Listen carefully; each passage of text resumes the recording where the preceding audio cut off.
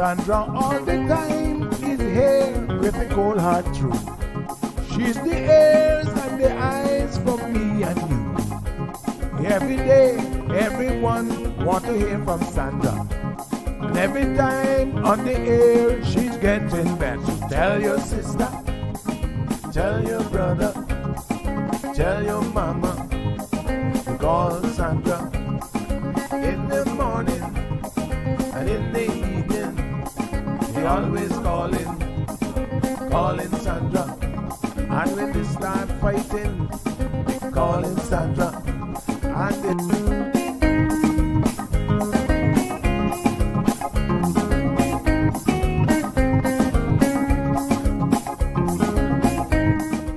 And That's right, folks. Everyone is telling their mama about the cold hard truth. Welcome to another episode with more truth telling, more problem solving, and of course, more tea spilling than ever before. Sit back, students, grab your tea and turn up the volume because class is now in session.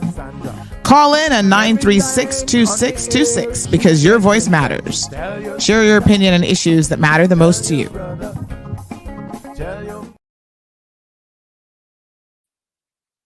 All right, beautiful folks. Good morning, good morning, good morning. It is Friday. Happy Friday, everybody. Can you believe it? It's been a whole week since I've been back. Yay. All right, honey child. Let me see here now. We're going to have some fun this morning. We got lots and lots of stuff to talk about. So just give me one quick second. I'm going to start Instagram. And then I am going to get all the links ready from YouTube and Facebook and send those out to the WhatsApp channel. So if you haven't joined the WhatsApp channel, please do so. I met up with a friend yesterday and I had to show him how to do it on his phone because he's like, I miss getting the news alerts. And I said, here's how you do it. The only difference is now it doesn't pop up in your messages the same way. You're going to have to go and look for it. So he said, okay, no problem.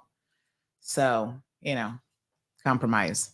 All right. So give me 1 second. Let me just grab YouTube. And then, copy that. And then we're going to grab Facebook. So we can't actually grab the Facebook live link until it's live. YouTube, the link doesn't change. So when you schedule it, it's like the same link as when you go live. But Facebook is different. Facebook is Facebook Meta. They're in their own little world. So I'm going to put that there. And then, of course, I always try to put in the call-in number because sometimes you guys want to call in. You're like, Sandy, what's that number again? 936-BOBO. 936-2626 is the phone number. So there we go. So that's now sent to all 633 of you. Goody, goody, goody. And the rest of you,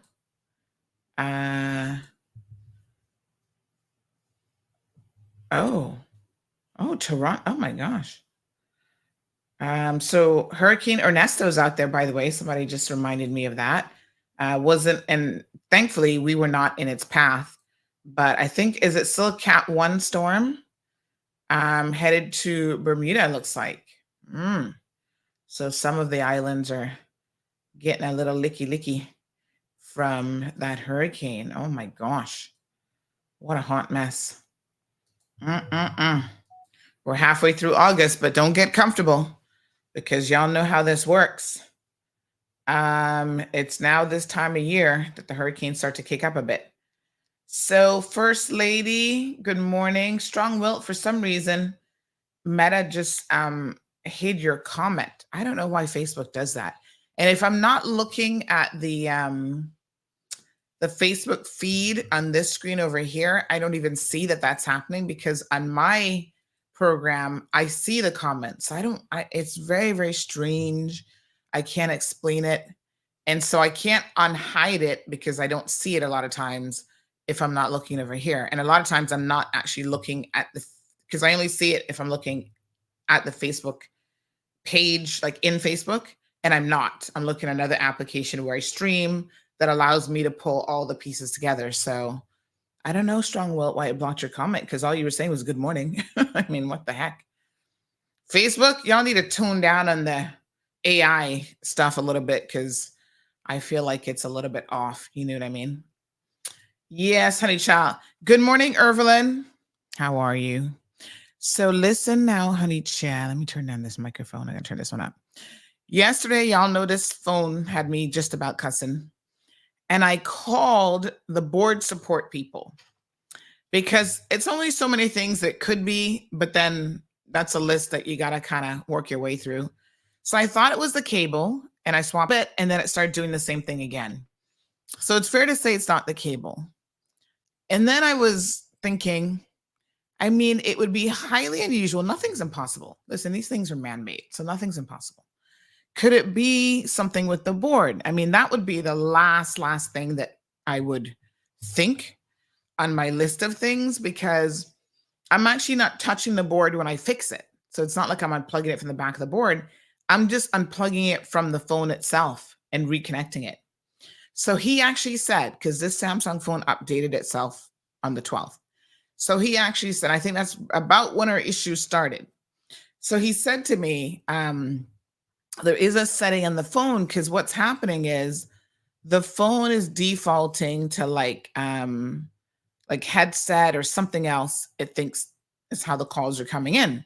So he's like, oh, there is a setting on Samsung phones. Try this, this, and this. So we're going to test it today.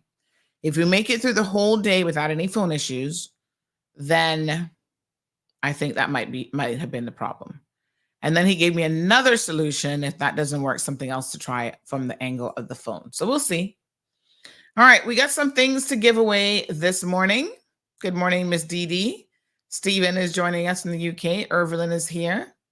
CC McLaughlin. So let me do a little preview. Y'all have to stop looking at my nails. Even when I get them done, I'm like the worst with, I had a nail break yesterday and I need to clip off the edge because now the edge is like really sharp. But anyway, ignore my nails. They're always a hot mess, honestly. So we're giving away some stuff today. It's Friday. The top. What's going on? It only rang once. Okay, now y'all scaring me. The top prize. Good morning, Joy Ebanks. How are you on Instagram? Casey. All right, the top prize for today's giveaways is this beautiful. Do I have it upside down? There. This beautiful dash cam. Look at that. Pretty. Oh, yeah. Yeah, look at it. Gorgeous, right? Remember, I told you all about this. This is it. This is it. This is the one that you want. This is the 3-channel dash cam that I keep telling you all about. That everybody in Cayman needs one of these. My God. Speaking about why people need one. A lady called me yesterday, literally in tears, saying that someone hit her car the day before and she needs my help trying to find this individual. So apparently, the RCIPS officer, I have so many questions sometimes with the police, but we're going to get to them later in the show. The RCIPS officer who's investigating it doesn't come back on duty until Saturday, so nothing can be done. Is there not a better system? I know they do a rotation of is it still 4 days on, 4 days off, or something like that? So they do like this shift rotation thing, right? So if you catch them on the last day of their shift and they come out to case, they can't help you again until they come back 4 or 5 days later. Do you know, y'all ever watch the first 48? I mean, not for nothing, but the first 48 hours with the solving of any kind of a situation is the most critical. Even a lost and found, the first 48 hours. So you can try to remember, well, where did I put it? Where was I? Becomes the most important. I'm just thinking off the top of my head here that there has to be a better way for the RCIPS to handle like case rotations or something. I mean, I don't. So the woman got hit yesterday was what day? Thursday. She got hit Wednesday after 5 o'clock. Yeah. Now she has to wait until Saturday. So that's Wednesday, Thursday, Friday, Saturday for this person to come back on shift to be able to do anything at all. I don't know. I'm not so sure that makes a whole lot of sense because I think you're losing a lot of time. Well, I'm going to get the video and show you guys what we have. Basically, she has footage of her damaged vehicle, but we have a fairly good description of the vehicle. It's an older. It's an older Honda Civic, looks like, multicolored. It's got red painted like on the back, and there were 3 men in it. She said of darker complexion, and they appeared to have been Jamaican nationals.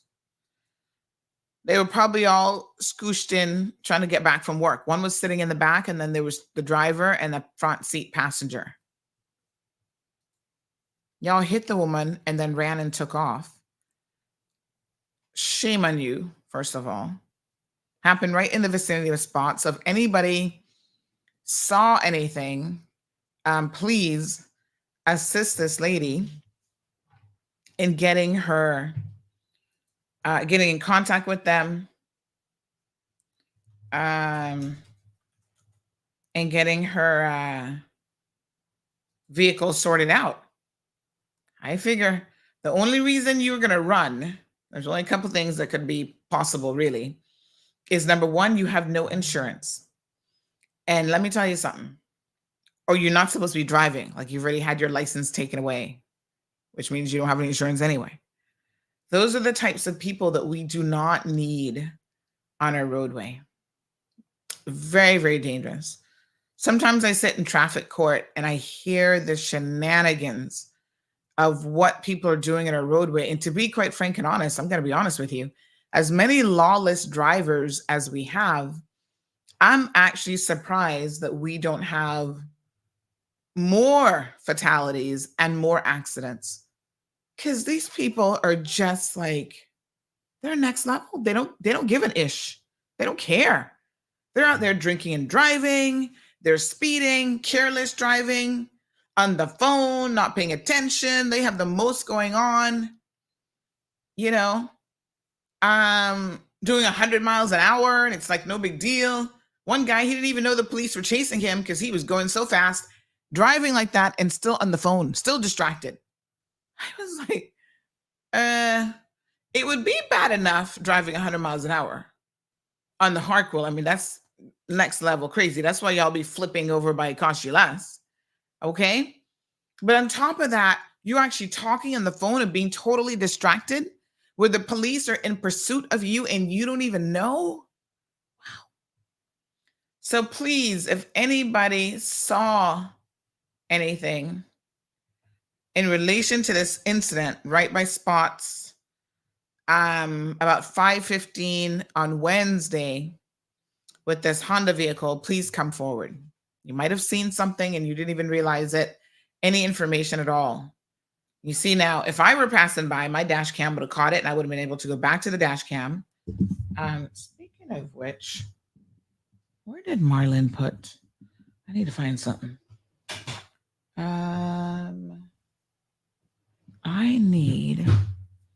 I think I was telling him to put my SIM card back, but I actually need it for something else. Let me ask him something.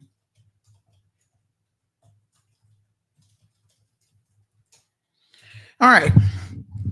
So yes, honey child. So we're going to be giving away dash cam today. Clearly, all y'all need it. Every single vehicle in Cayman needs it, including government vehicles, I dare say. Now, the great thing about this dash cam is it actually has the GPS tracker built into it. I was trying to find, I was going to show you guys something. And so I was actually trying to find my my card reader, which I had yesterday. I don't know. I unplugged it and put it somewhere. Listen to me. You can't put nothing down around here called electronic devices because Marlon be grabbing up my stuff. I was like, where's my card reader that's always right here? Oh, I borrowed it. And I was like, what? Put it back. My hard drives, I buy hard drives to back up stuff. I'm like, where's that brand new hard drive that I just bought? I don't know. I didn't touch it. And I'm like, are you sure? Because my hard drive was, it didn't even come out the box yet. Next thing I know, he goes into his little work bag. He's like, oh yeah, sorry, here it is. I said, why you be getting your little gravelicious hands on my stuff? Be grabbing all my things. Then forgets that he takes it. Okay, so have a look at this footage. I'm going to show you guys one of the things I love about this dash cam is the fact that it actually collects data even when you're not in the car. So you can set it, it's motion sensor, so anything that walks by your vehicle, it's going to record those things as well. Now that requires an extra kit, which I might have one of those laying around actually. I'd have to look and see because I had bought some extra ones, but you have to have that installed in the vehicle as well. This has to be professionally installed. Now, I got a professional installer that I can recommend for anyone who's getting these dash cams because you got to make sure that you know what you're doing. And in addition to knowing what you're doing, you want a neat job. You don't want any wires hanging out all over the place and whatever. So my guy, Kevin, I'll give you guys his contact number. He's very, very good, very meticulous with his work. I think even the Mercedes dealer guys use him for like audio stuff and whatever, because he's clean. The wires are done properly and so forth. But here's a little sample of what it does. So my vehicle, when I went away, was actually parked somewhere with the dealer because it was being serviced. But any kind of motion, it records the motion. So people walking up to your vehicle, walking past it. If it actually has a sensor in it too, like a G-Shock sensor is what you call it. So any sort of impact, it's going to record that as well. So if somebody hits your car in the parking lot, it's going to definitely record that. Yeah. So that's good because that's what you want. These people be bumping into you, hitting your door, hitting their door, their door on your car, that kind of stuff. And then you don't even know what's going on. So this has all that stuff. So I just want to show you a little part. This was on the 7th. It was parked and it was picked up because of the rain falling on the windshield. It was actually picking that up. This is the front camera. Notice what it has on.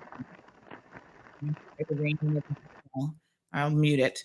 But you see down at the bottom, it has your date stamp, your time stamp, and look at that, your GPS information. When you're driving, you see where it says 0 miles per hour. Obviously, the car wasn't moving. But when you're moving, all of that information is being captured as well, what your speed is. So when you get in an accident and somebody wants to put on you like, oh, yeah, you were speeding this and that, this dash cam removes any element of uncertainty. You know exactly what speed you were doing and the whole works. And it actually shows up on the little dash cam display and stuff as well. So you see where it gives you your coordinates, north, west, everything right there. So yeah. So one lucky winner is going to get that dash cam this morning. Irvin says, I know the answer to the question already. Jesus Baby says, I need one. Everybody needs one. That's what I'm telling y'all. Whether you win it today or not is a totally different question, but everybody needs one of these. The other thing I like about it is the company, I actually emailed them yesterday because I had a question about something. They're very, very good and they're very, very responsive. You don't find that too often. A lot of these companies are like Chinese made and there's somebody all the way in a hole in China that never answers any questions. It has voice commands too. So you can say, take photo. Like, when something's about to happen or somebody's in front of you doing some shenanigans and you need a picture, With this camera, you don't have to take your hands off the steering wheel. I did install a remote control in mine, so I can actually just with one finger, I can press that as well. And I can also mute it because it does have an interior camera. So it does record that as well. So you can turn the mic off on the interior camera in case you don't want it to be recording your, suspicious phone calls. Your spouses might go back and be like, who was you talking to at such and such a time? And they can hear your entire conversation. So I'm just telling y'all, this camera's next level. So I have a little remote control that I just put in mine as well. Yeah. Honey child. Okay. My recommendation, get yourselves one. It's a good deal. And what else does it do? Yeah, so it has motion, it has voice commands, so you can tell it different things. And there's a lot of features.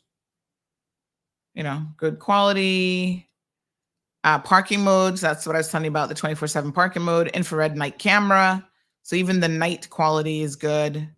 Heat resistant, because in this heat, you're going to need it, up to 158 degrees Fahrenheit. And the G sensor, which auto detects sudden shake and collision. So it does this. And at first, when I first installed it, it kind of started, I'm like, why is this camera spying on me? Because I could hear it clicking and taking a photo. I was like, what? Did this just take a photo? It's because the G sensor, Cayman is so bumpy. It sensed motion that it thought might have been a collision of some sort. It's just Cayman potholes, basically. And so it would take a picture at that instance because it wants to, what do you call it? Like flash frame or whatever, a still photo. So yeah, so it has that as well. You can turn off, you can do auto LCD display, like turn that off so that, it's not constantly on. It's working and it's on, but the display itself is off. So yeah, mine even has the mapping because it has a GPS thing. When I download a clip, it shows me the map of like where I was going and everything. All right, so we're giving that away. We got our folders that we're going to be giving away for parents. Those are to organize your school life. So we have a couple of those that we're giving away. What else? Anything else I'm giving away this morning? And I'm giving away lots of SUS and information. Okay. Now, I haven't thought of the question quite yet. And I think what I'm going to do with the dash cam this time is I'm not going to ask the questions beforehand. I want you to call in and then, so I'm going to make it harder. This is my birthday present because, Sunday is my birthday. This is my birthday present to you all. I give you something when it's my birthday. So this time I'm going to make it more challenging in the sense that I'm not going to tell you the question beforehand because y'all be Googling stuff. What did Sandy say when? But it's going to be relevant to the show. So you had to have been paying attention. Good morning, Miss Lucille. What she say? I'm not learning. Why? What she say? She need a dash cam for my 2 foot. Evelyn says, well, that camera will send y'all to prison. Well, it depends on what y'all be doing. And not sending me to prison because I not do nothing that I have to hide. So Ingrid, there's different models that you can get. I recommend the Pro version, which has the most features and everything. And that one is $379. Now they had it on sale the other day for Amazon. Listen, Amazon be doing some stuff that I'm like, I kind of suspicious of, even when they have their sale on their Amazon Prime Day sale. I'm like, that's the same price I paid last week before with Prime Day. But they have an $80 coupon off. So you apply the coupon and then it becomes $80 less, basically. The funny thing is, every single time that they have this this sale on, I gotta put a coupon next to the next one that I'm gonna buy. Add it to my cart. every time that they put it back off sale, then they give you the coupon. So it's like 6 of one, half a dozen the other. Same thing. You can get a coupon on it. But they do have other, other models and stuff. If that's outside your budget, the most important thing is to have some kind of protection. Like this gives you the most. And then you can connect it to your phone and you can download the stuff on your phone. And, it has a lot of features. Wi-Fi and blah, blah, blah, blah, blah. All right. So we're going to give it away. And I'm going to ask you questions on the fly. I think I'm going to do questions kind of about the show and me and how much you know about me. Mm-hmm. Okay. Shall we give it away now? Let me see how many people are on the live stream, honey child. We got 353 over here. And we got another 18, 19 over here. Come, Miss Stacy. Breakfast time. No? Oh. I thought it was breakfast time. Oh, thank you, ma'am. Marlon brought my card reader for me. Yes, honey child. I need my card reader.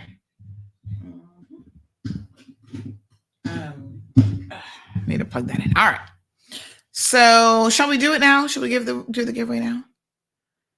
My daughter is on the 18th also. Oh, Miss Faith and Hope, happy birthday on Sunday. Thank you so much. Blessed Leos. Okay, let's do the giveaway. 936. Why is it only ringing once? 936-2626.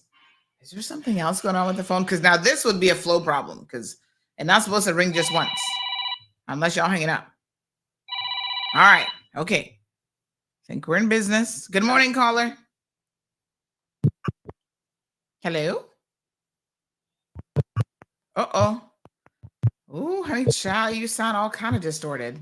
Hello?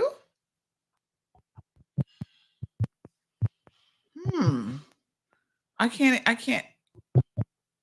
even hear you. You're like coming in all sorts of distorted, which is weird. So you're coming through the board. It's just that now it's all like there's a little gremlin on the line.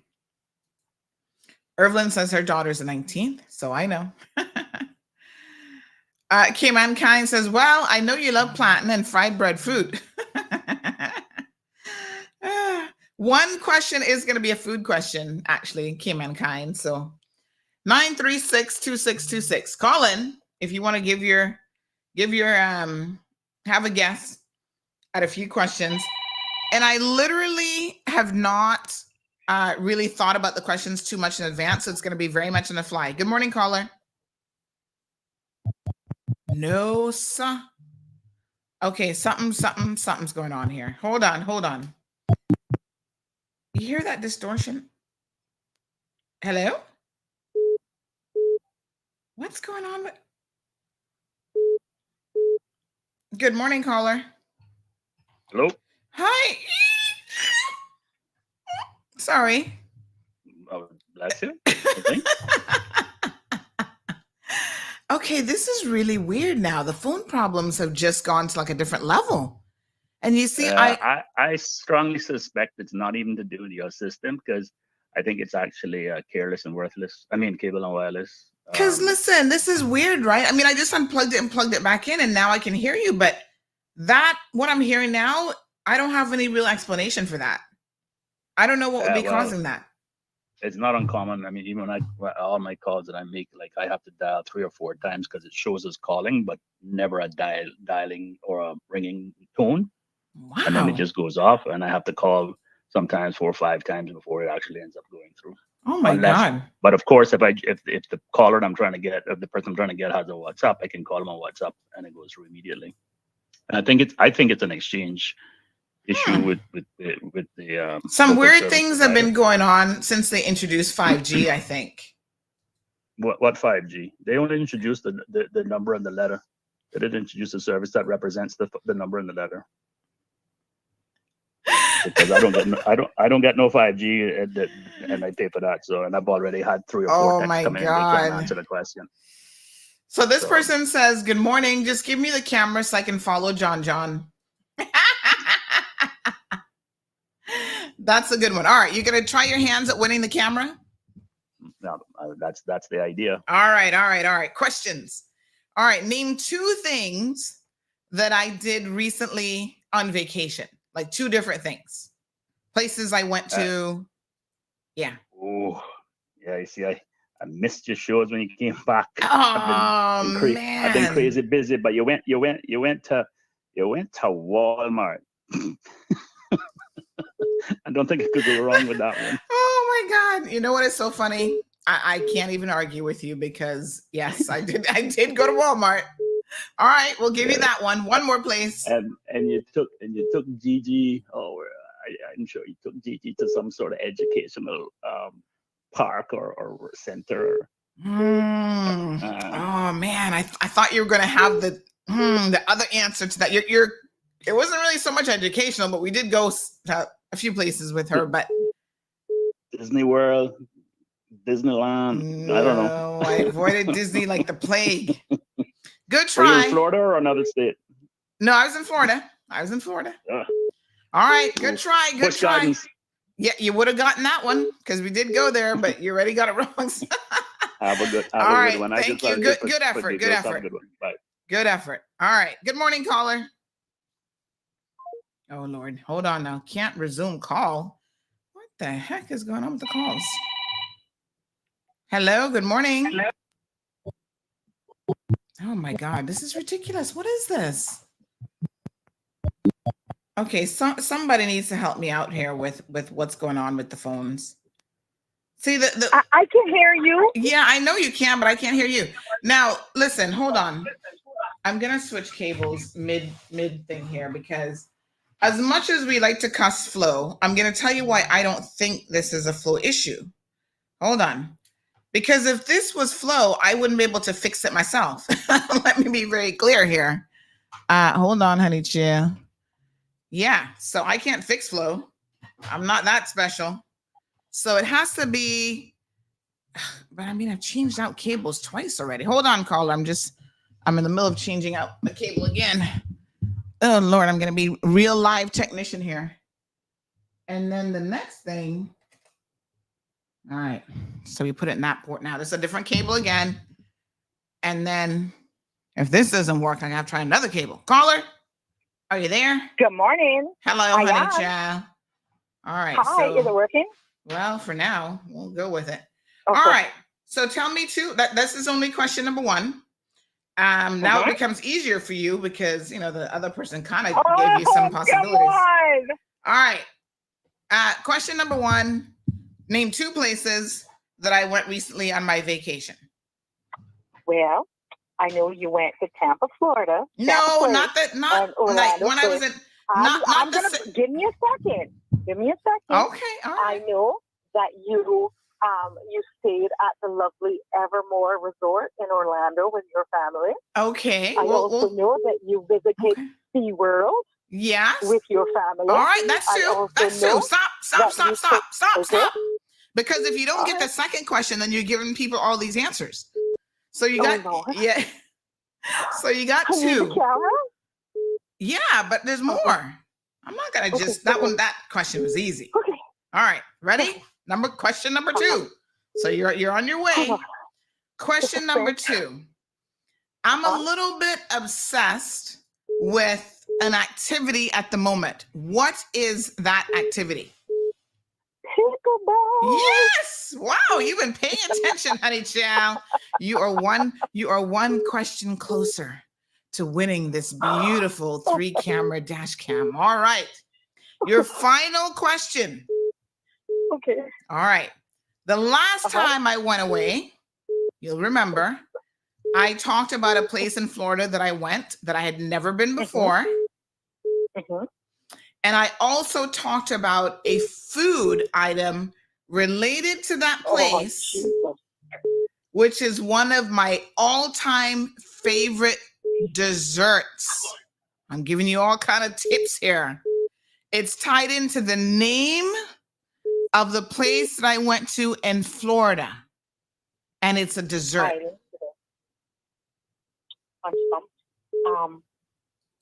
Think about names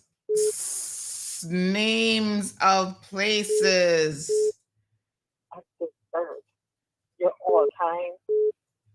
Think about it, Cheesecake honey Factory? child. What was that? Is it Cheesecake Factory? No. Oh my God. Shoot. So sorry. Oh, you were so I close. shouldn't have had 3 questions. You were so close. All right. Well, good try. Oh my Good God. try. You were very, very close though. All right. We're gonna try another caller. All right, caller, good morning. Hi, good morning. You see? I think it's the cable, I'm gonna tell you why now. It's either the cable or the port on the back of the thing, because I changed out the cable and then that problem disappeared momentarily. But when it starts to come back, that makes me wonder if it's the board. All right, caller, your turn. Now, Hi, good morning. good morning. Now you can't, the first question, you can't give the same answers that she just gave. Okay? Because there's lots of stuff that I've done when I was in Florida, lots of places I went, and I talked about lots of those places. So I think she said Evermore and SeaWorld were her 2 answers. So you have to give me 2 places I went to that's not those 2. So that's your first question. I think you went to visit your school. Okay, that's yes. College. And Mhm.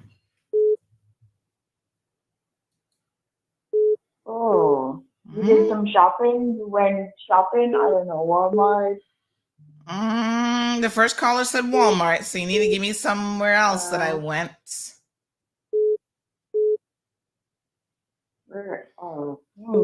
Can I move on to the other questions and then come back to that? Okay. Well, you already know the answer to the second one, which is an activity that I've been really into lately. Oh yeah, I know that. The pickleball. Yes. Okay. You got that. And then the dessert. The dessert. What dessert was I talking about recently that's kind of tied into another trip that I took back in June? Is it the key lime pie? Yes, it is the key lime pie because I went to the Florida Keys. Yes. Good. Now you got to get back to question number 1. Where else did I go?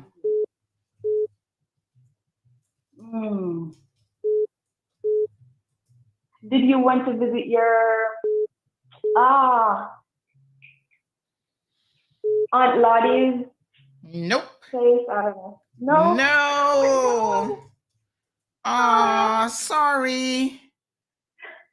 Oh my gosh. You were so close. So close. Oh.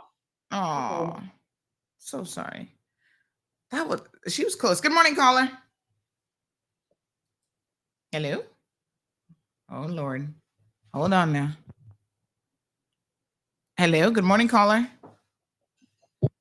Yeah, we're back at it again. All right. Hold on. Give me 1 second. Give me 1 second. I'm actually gonna grab another cable because I gotta test my theory now about what's going on. So let's play a little song and we're gonna come back and take another caller. Just 1 quick second for me.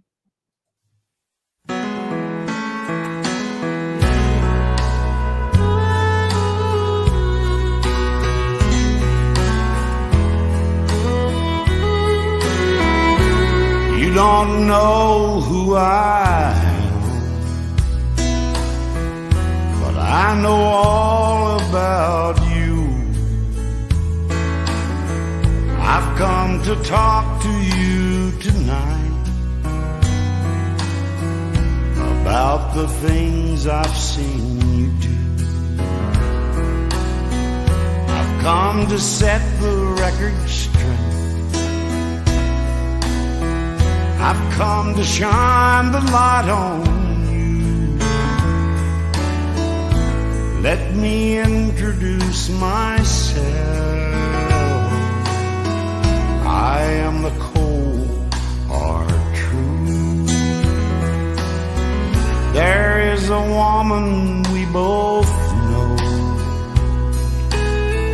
I think you know the one I mean.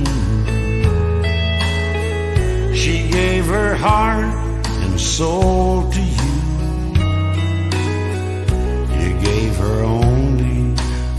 broken dreams. You say you're not the one to blame for all the heartache she's been through. I say you're nothing but a lie,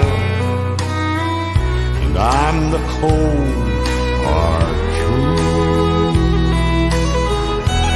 All your life that's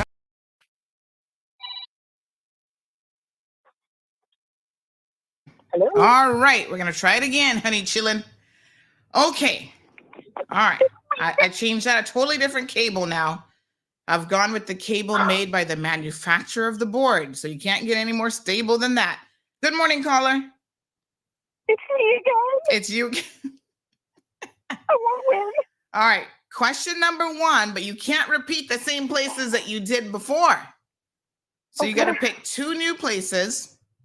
Okay. Of where did I go on my most recent vacation? There's lots of places that still haven't been mentioned. Okay. Mm-hmm. I know that you took your daughter to the American Doll store. Yes. And you also went to this, one of your favorite I think your favorite store is Amazon. And you went to an Amazon-esque place called Hot Bin. Okay. All right. Yes. Good. Yeah.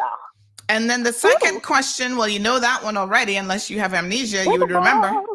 Pick a ball.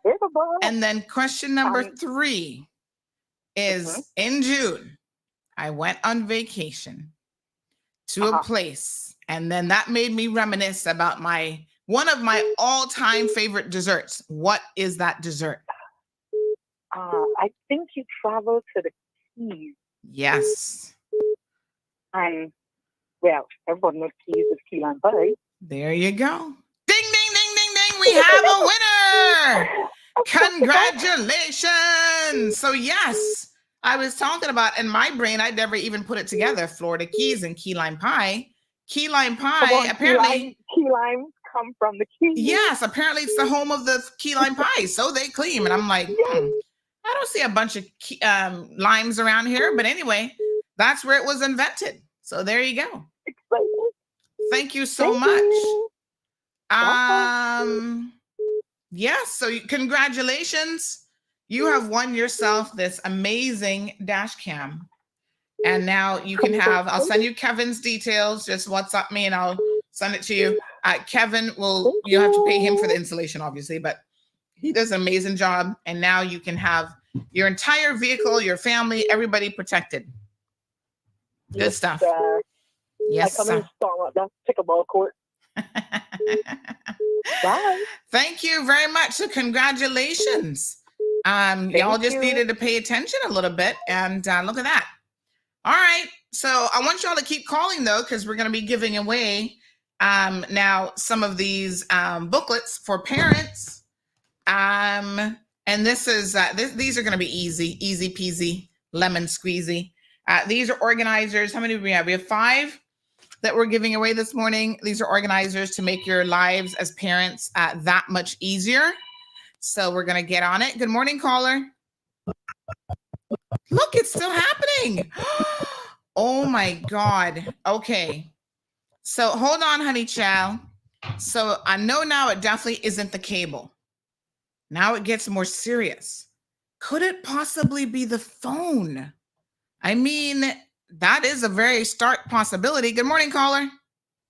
Good morning, Miss Sandy. How are you doing? I'm good. Has something happened to the phone since that update? It's entirely possible. All right, honey chow, how are you? Okay, so we're giving away some of these organizers. Now we're going to ask you some education-related questions. All right, you ready for your question? I'll try. All right. Who wants to spend a whole pile of money? I'm not telling y'all the amount because that'll be another question. But who wants to spend a whole pile of money building a nonsensical school in Cayman Brac? Our premier. Yay! Ding, ding, ding, ding, ding. That one was easy. All right, hold on. Let me get a little post-it note and write your number on this one. So this one is yours. Yes, ma'am. Okay, hold on now. I gotta make sure your number's showing up. I think you're calling me on WhatsApp, right? Yes, ma'am. Remember the little boy, Caleb? Oh, this is Caleb's mommy. Yes, All right, do me a favor. WhatsApp me. ma'am. And then I'm going to put your number on it. Okay, just WhatsApp me the number because I can't see the number on the screen right now. Okay, congratulations, my dear. Thank you. You have a good one. All right. Good morning, caller. Morning. How you doing? I'm okay. Good. Question number 2. How much money does she want to spend on this school? This is going to be the minimum amount of money. How much money is it? 50,000. Oh, no. 50,000, we wish. No. Shall I give you an opportunity to think about that again? It's not thousands of dollars. It's millions of dollars. Oh, 5 million. No. Try again. That's not it. Y'all, listen, y'all not even paying attention to how much the money the woman wants to spend. No wonder she feel like she can just spend her money, and we don't know what's going on. Caller, how much is she wanting to spend in this school? Oh, Lord. Hold on, honey child.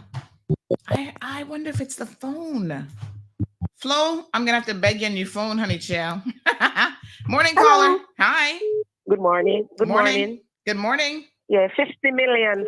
50 million. That's the correct answer. We wish it was only $50,000. That would be good. Yes, I'm going to give this gift to somebody who helps me out who is a parent. Oh, okay. Mm-hmm. So I'm gonna still put your number on it though, right? And then you can collect it and regift it. Sounds good. Thank you so much. All right, regifting. I love it. Hello. Oh, hold on. Yes. Good morning.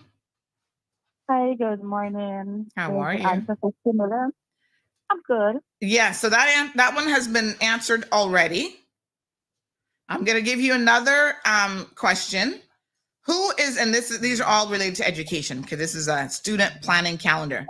Who is the current Minister of Education? Premier. Yes. You were like, is this a trick question? Very good. All right. I got your number. Congratulations.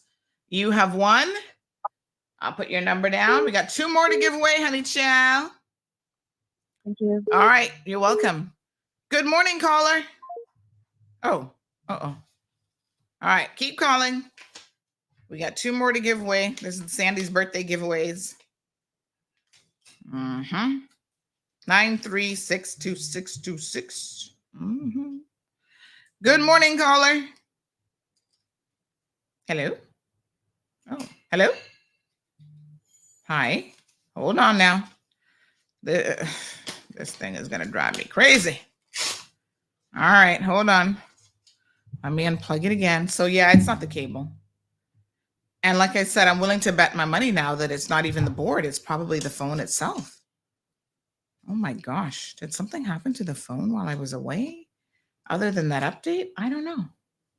All right, call again, honey Joe. Got another question for you.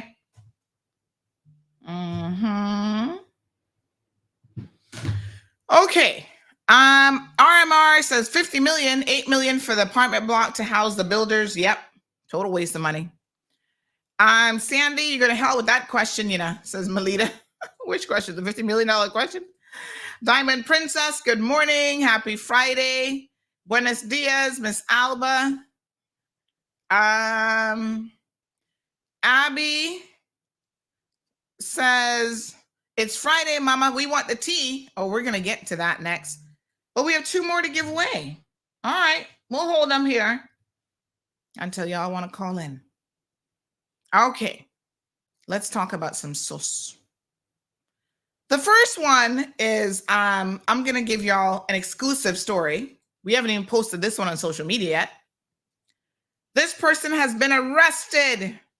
What? There was an earthquake in Jamaica. Oh gosh, poor them. Nolan Hill region of Jamaica. 5 in the Richter scale. Hopefully everybody's okay. little shaking up going on over there. Someone said something going on with the phone. It's Flo. Oh.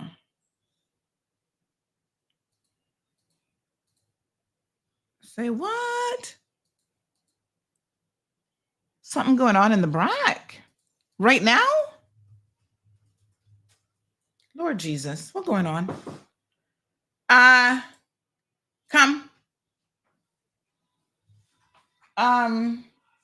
What happened? Huh? Glue? All right, so somebody said the little, what is that little prop plane called that goes to Cayman Brac? They said that apparently this is happening now.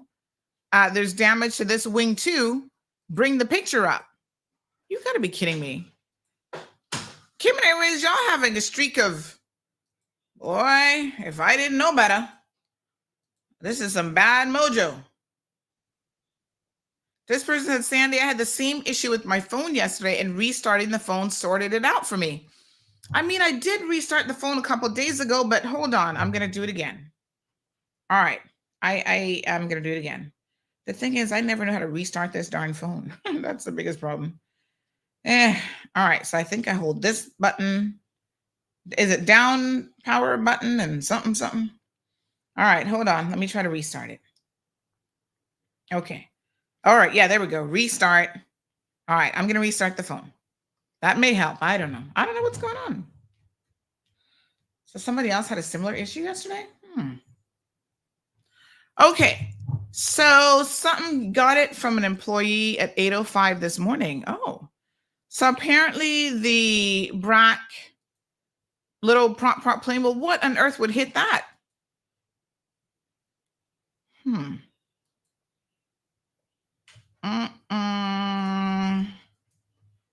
I don't know. All right, we'll keep an eye on that situation. But anywho, happy birthday to Amanda Brown. It's her birthday today. And yes, everybody's reporting that a heavy earthquake just shake up Jamaica. Child, they're gonna need some shaking up. Some of the scandalous things I hear going on over there. That's a whole other mess. All right, listen. Okay. We have an arrest to tell you all about this morning. Y'all know we gets it to you first. So let me pull up this photo. I gotta tell you, sometimes it's difficult to find people. And when you find them now on social media, they be bleaching and doing so many different hairstyles that you can't always tell that it's the same person. I have two photos of her, but I can't tell if the first one is actually the second one. It should be going to Little Cayman. What a mess. Oh, Lord. Poor Cayman Airways. We'll try to find out from them what's going on. All right. So we have someone arrested from the HSA. Ironic. Here, the source on this one now. Can't make it up. This lady is a pharmacist. It's story time, children. Gather around. Look, yeah. She's a pharmacist at the HSA. Smith Road Plaza, I believe, is the location. Anywho, she has been arrested. And she has been arrested for allegedly, she was arrested yesterday at the Smith Road location after being found with illegal drugs / substances in her vehicle. So she was still in police custody as of yesterday and has been removed from active duty at the HSA. Wowee. This young lady's name is Shanice Myrie. My God. So the story gets even more interesting because there is an element of it where there's a possible conspiracy. All right, I've restarted the phone. Let me see here now. Hopefully that's I don't know. All right, it says phone is still starting. All right, let's give it a few more minutes. So, yes, honey, chillin'. Shanique Myrie, Jamaican national, here working as a here working as a pharmacist, is alleged to have had some kind of illegal drugs in her car. Some mixed up story. Now, her friends are claiming, and some of her co-workers are claiming that I think she's been with the HSA since 2022, I believe, at least. So some people are claiming that apparently she was dating this guy who is a pharmacy technician. Child, this is why sometimes you don't want to date people that you work with. And the two of them were breaking up and they were having some dispute. And supposedly he's the one who put the drugs in her car. That was she claiming. This person says it's about time they catch her. What? You know her? You got some sauce? Lord Jesus. This sounds like this is deep. So she's trying to blame the boyfriend. I think he's Caymanian. And he is the pharmacist technician or some foolishness. But anyway, there you go, honey child. Arrested. On duty now. Oh my God. Miss Aline says she was binge watched. Really? Lord Jesus. Miss Stacy gave me some mixed up breakfast this morning. I got to take some medication. So I have to eat. Taking some strong painkillers for my feet. So Miss Stacy gave me some corned beef sandwiches. All right. With eggs. I mean, the corned beef sandwiches by themselves, I guess, would have been all right. But why corned beef and eggs? Kind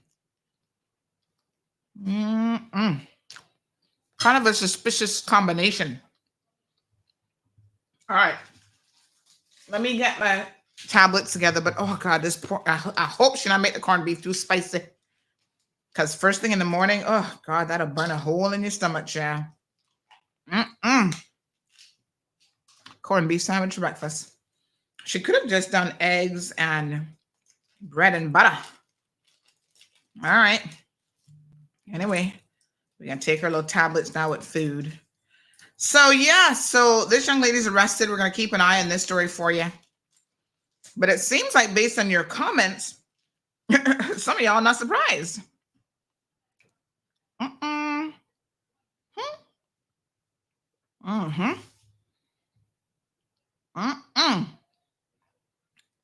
Tammy says your phone needs to be taken away.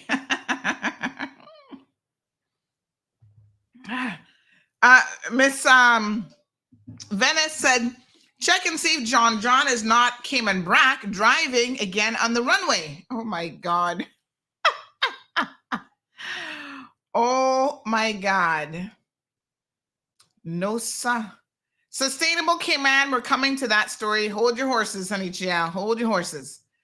Can corned beef and eggs sounds like an adventure, says Miss Aline. And eggs as in boiled eggs, like hard-boiled eggs, with a little bit of salt and pepper, I guess. Yeah, this might be an adventurous meal for my stomach.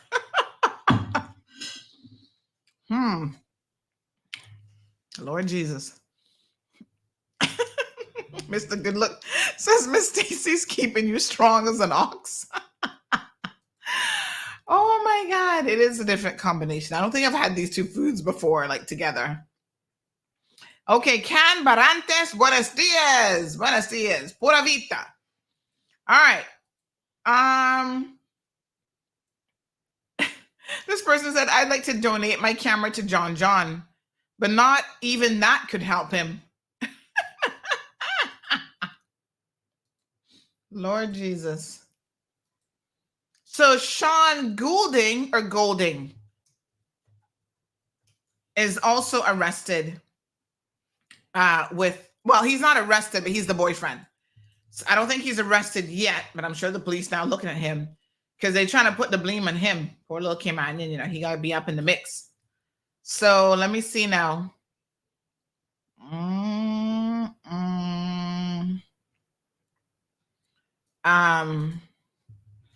What mess. I mean, the irony, though, of a pharmacist being in the drug peddling business.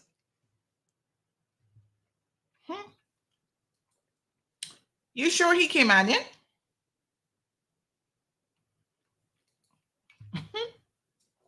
What mess. Anyway, we'll continue to monitor the situation and bring y'all more of that as it continues to develop.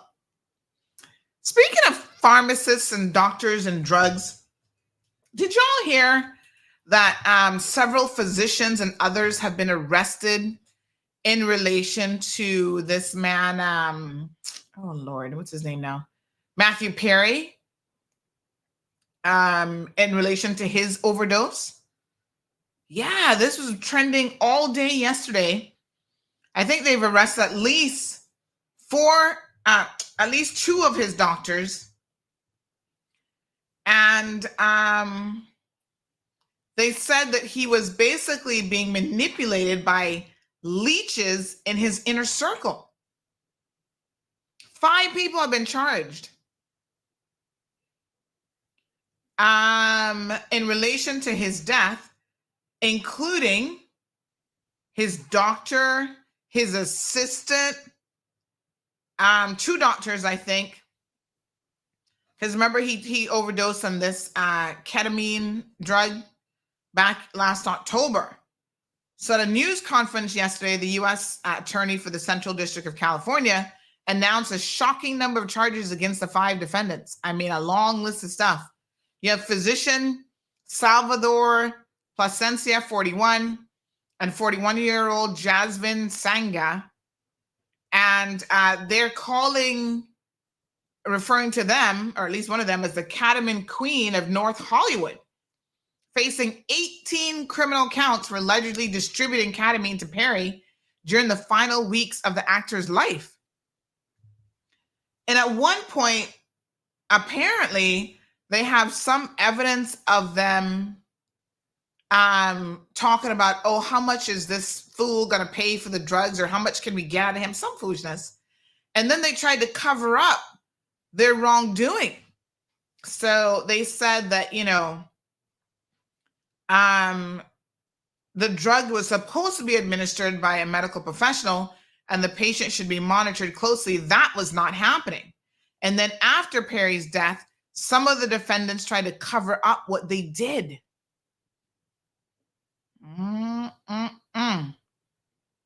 Wow. They've issued a warning to those irresponsibly who distribute and administer ketamine, saying you're playing roulette with other people's lives, just like these 5 defendants here did to Mr. Perry. So,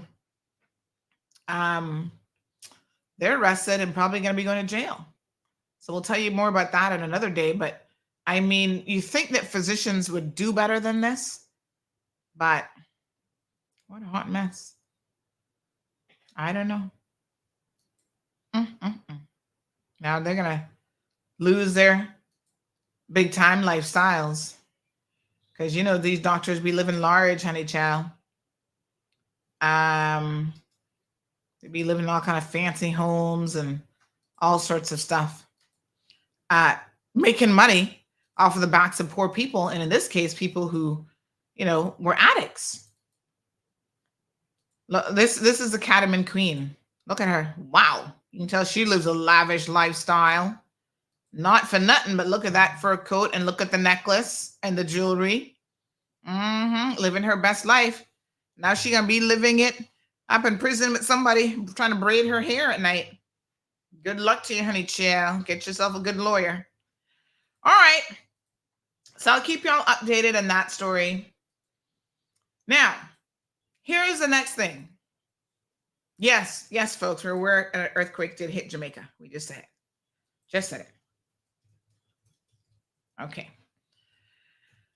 Remember yesterday, we spent quite a bit of time saying that the HSA was going to be launching an internal investigation, and that they, said they weren't going to say anything else until whatever, this investigation was concluded. Well, guess what? This has got to be the fastest internal investigation of all time. Because the investigation's over. Ooh, this sandwich is spicy. The investigation's over, and the HSA issued a press statement last night, and guess what? They're saying it's not their fault. It's the police's fault. Lord Jesus, help us. I can't make this stuff up. The level of incompetence in this country sometimes legitimately makes me shake my head. Let me read to you what the HSA has actually said. Okay? They have said it ain't got nothing to do with them. Here, this is their statement. Hold on. Media statement. They said the Health Services Authority is aware of the recent media reports involving one of our physicians, the RCIPS, and a political figure. We take these reports seriously and have committed to providing transparency on the situation and clarification on the blood alcohol testing process. We appreciate that. The process for blood alcohol testing for law enforcement purposes has been in place for some time and is as follows. So they list 7 things. They said the police request a blood alcohol test at the hospital. If the patient is stable and alert, the police explain the legal requirements to them.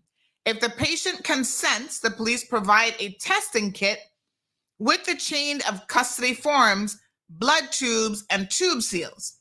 The patient signs consent for the blood drawn and the tube seals. Number 5, once the patient signs the consent, the blood is collected and divided into 2 tubes, one for the police and one for the patient.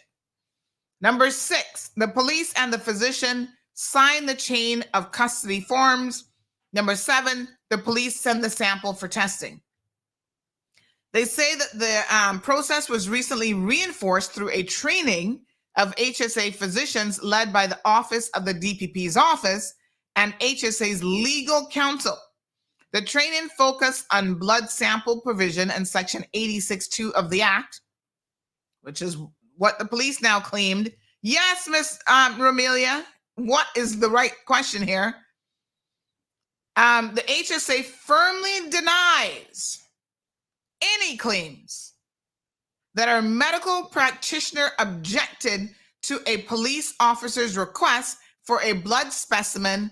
In this instance, a testing kit was not provided by the RCIPS as per the established procedure. Wow. So they have said the HSA just threw the police under the bus and said this is their fault. So, we went back to the popo and said, the HSA just blamed y'all. You care to respond? Because remember what the HSA said to us? You can't make this stuff up. The HSA said, they came back saying, clarifying, okay? Under law, blood shall be taken by a medical practitioner. They're not saying nothing about this procedure. In this case, the medical practitioner objected to the police officer's request on the grounds that the provision of a specimen of blood would be prejudicial to the proper care and full treatment of the patient. Somebody lying. We need a full external investigation. Police claiming the physician objected. The HSA issues a statement saying, no, he didn't. The police did not follow the correct process. So listen, both of these statements can be true. It can't be that he objected and that they didn't follow the, what, say what? Who's to blame here? Now, I'm going to tell y'all something. We need to get the Ombudsman's office involved in this one. They're the ones who need to investigate this. However, I'm more likely to believe the hospital. And I'm going to tell you why. At no point in time did the police tell us all of these steps.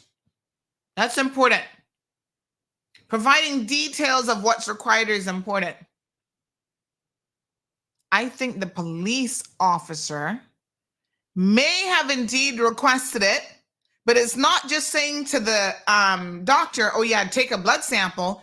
It says you have to do all of these things. The testing kit, custody forms, this, that, and the other thing. They listed 7 things that are required. And apparently, they go on to say that none of those, well, they said that basically they didn't do the testing kit part. They might have requested it. They never said they didn't request it. Understand what they've said. They have said they did not provide the testing kit. I am feeling that the HSA is actually the ones who are being honest here. Ombudsman's office, can we please get a full investigation? Thank you.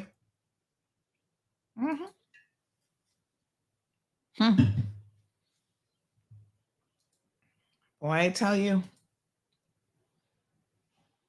no accountability.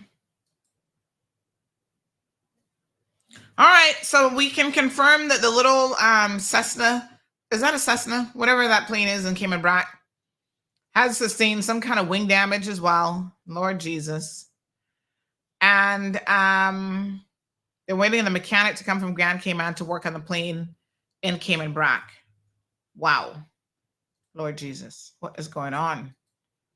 Cayman Airways, oh my gosh.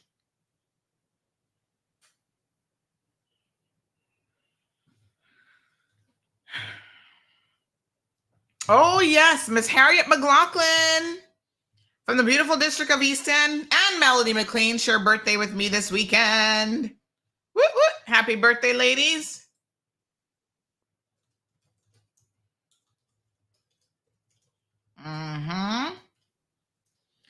So wonderful. All right. I mean, I don't, you know, this is one of those mysteries that I wish I could tell you that we're going to get to the bottom to, unless there's now an external investigation. And the only entity, I guess, that can probably do that will be the Ombudsman's office. It's a hot mess. Unbelievable. Unbelievable. And I would understand from a legal perspective why these processes are required. You notice how they talked about, you know, they've done some recent training with the director, the office of the DPP, because you have to collect evidence in a particular way in order for it to be admissible to court. So all of what they've said here makes common sense, makes legal sense. And so somebody dropped the ball. And so now to hear that it's probably the police wouldn't entirely surprise me, none at all.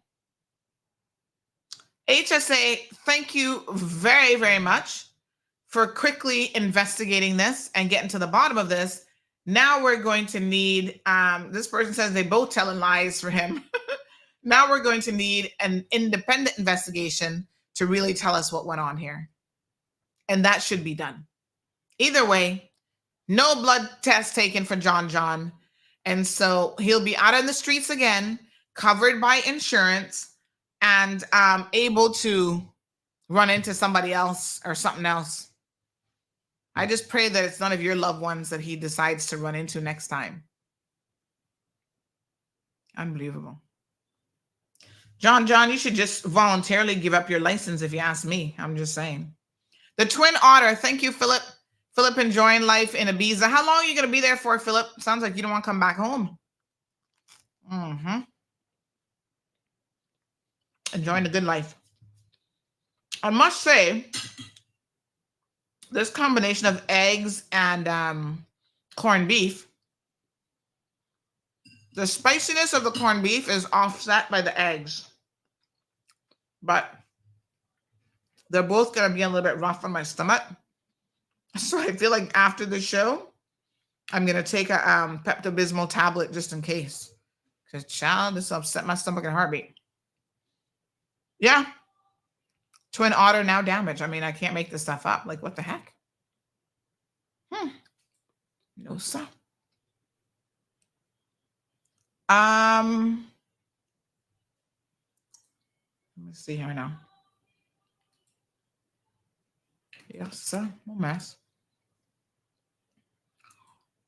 All right, we'll try to get some details on that poor Twin Otter, but good morning, Miss Sue. You back from vacation? I saw Miss Sue at the airport when I was going away.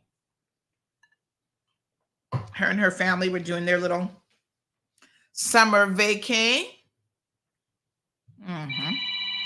Oh, God, the phone's ringing. Should we pray about it? Let's see if it's going to work. Good morning, caller. Oh, a restart did not help. Hold on, honey child. Let me just unplug it and plug it back in. Hello, caller. From what I'm hearing, you started an hour ago. You started to eat, and that was supposed to be a plate of food. You sure that's not a pot of food? No, man. I take one bite, took my tablet, kept talking, took another little bite. because if you're still eating from an hour ago, you gotta be that's got to be the biggest plate I've ever heard of. It hasn't been an hour, but you gotta be a slow eater. I'm talking. Anyway, Sandy, it's you, and you do anything you want to do. You have my permission. Yeah, you say that until I get arrested. Then you'd be like, well, I didn't quite tell her to do that. What a mess. Anyway, Sandy, yes, ma'am. You have yes, a good sir. day. Thank you. Bye. I appreciate it. So the Twin Otter now out of commission as well. What a hot mess. Good morning, caller. Oh, Lord Jesus. You think it's the phone? All right. Well, there's only two things left, really. Well, three things. It's either, I don't think it's Flo. It's either the physical phone itself. Maybe something got damaged with the port. I don't know. Or it's the board. So, Lord Jesus. Good morning, caller. I'm going to change that to board next week. Hello, honey Jal. Hello. Yes, ma'am. No, Sandy. It's not the board. It's not anything like that. It's flow problems because everybody seems to be having problems. Those that I've talked to and complaining with flow phones and lines and whatnot. So they better get at it. In fact, they're at it and making it worse, it seems like. And by the way, that breakfast sounds fine to me. You just, when you eat it, you just think of it as steak and eggs. Steak and eggs, okay? So that we used to eat that when we were small, Sandy. You really? Don't need to take no nothing afterwards. Corned beef sandwich That's and eggs? Fine. Lord Jesus. That didn't do a number in your stomach? Sorry? It didn't do a number in your stomach. I guess not. Hello? Hello? Hi. No, I was wondering if it did anything to your stomach.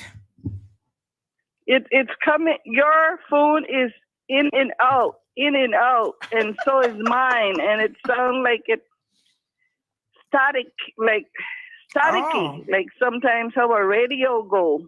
Oh, really? Oh, Lord, that's yes, a whole ma'am. That's a whole other issue now. Yes, ma'am. but other people is complaining too. Really, honestly. Oh.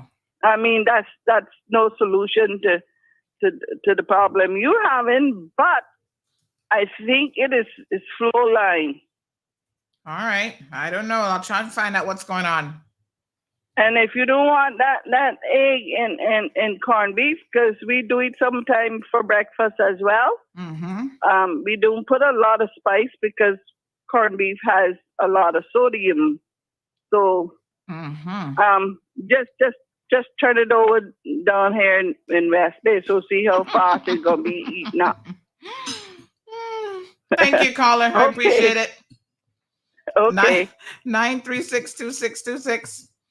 I gotta tell y'all a joke now. Hold on. This person said, and this is exactly what I'm thinking. They said, morning, egg and corned beef. When those farts start, Lord, help Marlon. Exactly. I mean, my God. It's a very gaseous meal, I think. For sure. What a hot mess. All right. That made me laugh out loud. I gotta tell you the truth. Oh my God. Okay. Let's talk about something else. Oh, Lord, that makes people so slow. Okay. So I am gonna reach out to the Ombudsman's office, and please, I'm gonna request an independent review of this, because this is the sort of thing that, you know, we just can't let it go. And it has nothing to do at this point about the minister. But again, it begs the question, how many times is this kind of screw up happening and it's not even being brought to her attention? So I think the Ombudsman needs to get involved. And maybe there needs to be some further streamlining and training for the RCIPS or somebody here on how to get this right.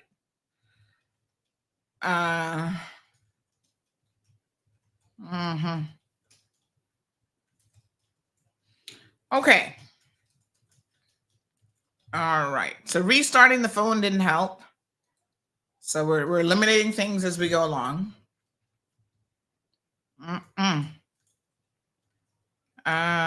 So we got engineer en route from GCM to, what's Cayman Brack's initials again? CYB. All right, hold on.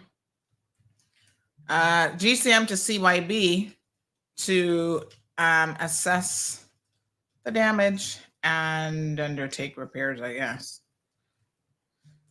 What a hot mess. Boy, Cayman Airways, I don't know what's going on. Y'all take it easy now, honey child.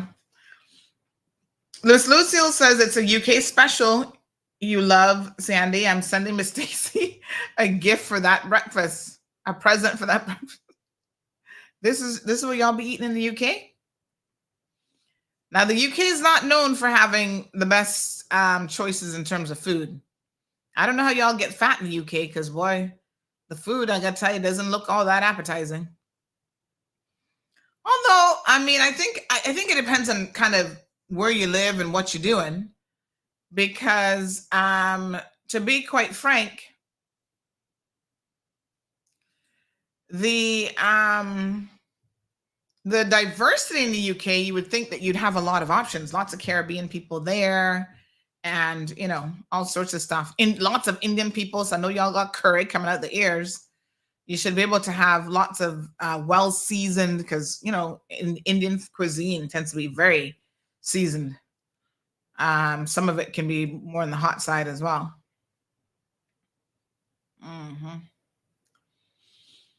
Okay. Our headline story of the day. Before I get to it, let me spend 2 minutes talking about this hot mess of a situation. The breakdancing fiasco in the Olympics. Now, what I heard, and in fact, I learned it right here on the show from Blake and Aaron when we were doing their segment. Blake had a little trivia question, what new sport was being introduced? And it was breakdancing. I kind thought to myself, is this a joke? I mean, how does a dance become a sport? I was a little bit suspicious from the onset about how this was going to work. But I said, all right, well, I mean, let's see how they're going to put it together. There has been so much controversy around this breakdancing fiasco, because that's all you can call it, that apparently they have now decided to never have breakdancing again. Oh my God.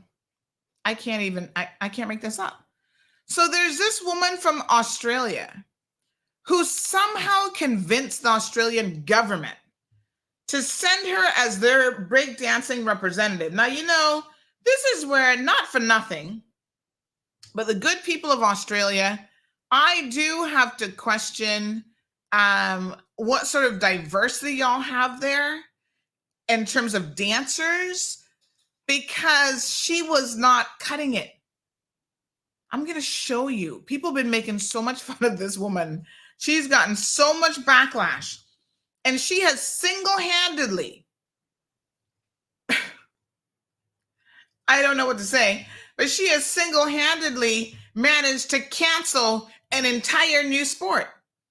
So there will be no more breakdancing ever again. They're canceling it as an Olympic sport after this backlash because of this woman.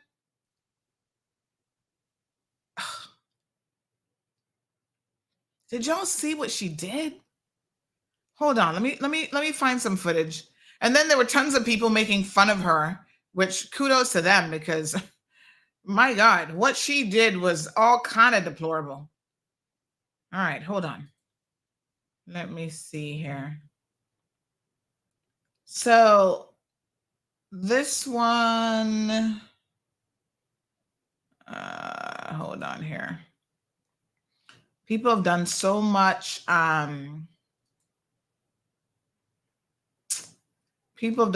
commentary on her, and rightfully so. A lot of people just made fun of her because they're just like, this is crazy. I can't believe that Australia wasted money actually sending this woman to this event. But here you go. Here's one narration of it that is just like shocking. Hold on. Okay. Hopefully this one has no profanity. So imagine you from Australia and let me mute it, because I kind of think that this guy is probably going to go off with some profanity, and I haven't listened to this, but look at this. This guy's like, when you lie on the job application, hyping yourself up in your head, talking about toe tap, hit him with the spin, climbing in the circle, hands on my chin, bunny, rabbit, kangaroo, one of those two. I got moves, so what you gonna do? I'm a worm, y'all. Oh yeah, no profanity in this one. This is hilarious. Look at this woman. So imagine you from Australia and you done lied on your Olympics application and said that you knew how to breakdance. You seen some old 80s highlights and said, I could do that. Now you on the world stage with a golf outfit on, hyping yourself up in your head, talking about toe tap, hit him with the spin, climbing in the circle, hands on my chin. Bunny, rabbit, kangaroo, one of those two. I got moves, so what you gonna do? I'm a worm, y'all. I can't imagine that this woman actually thought that this was a serious representation of the world of breakdancing. Like, what was that? Oh my God. And so everybody has been making fun of her. And toes in when we standing on business, I'm a big stepper. Now look at the dog. They got a dog making fun of her too. I mean, she does kind of look like that German Shepherd dancing. Or he's not dancing, but you know what I mean. He's here rolling around and rubbing up and down on the carpet. Poor her. She just, it's horrific. So this has been making news all over the world. Everybody's like, who is this woman? Why would she do this? Now, she claims to be some This is her claim to fame. She claims to be some cultural interpreter of dance or some foolishness. Woman, get a real job. You know, this is like when you're in university and you just need to finish up that degree. And they're like, okay, just take credits in anything you want. And you find the most obscure thing on the list of classes to take. So you do like basket weaving 101. You're like, yeah, that sounds like a good course to take. Here she is. My God. So lots of controversy. Her performance definitely went viral. Who actually won? Did anybody win? She got 0 points for her performer. Her name is Rachel Gunn, also known as Ray Gunn, and she's an Australian B-girl, what they call a break girl, and she again competed in the Olympics that we just had there in Paris.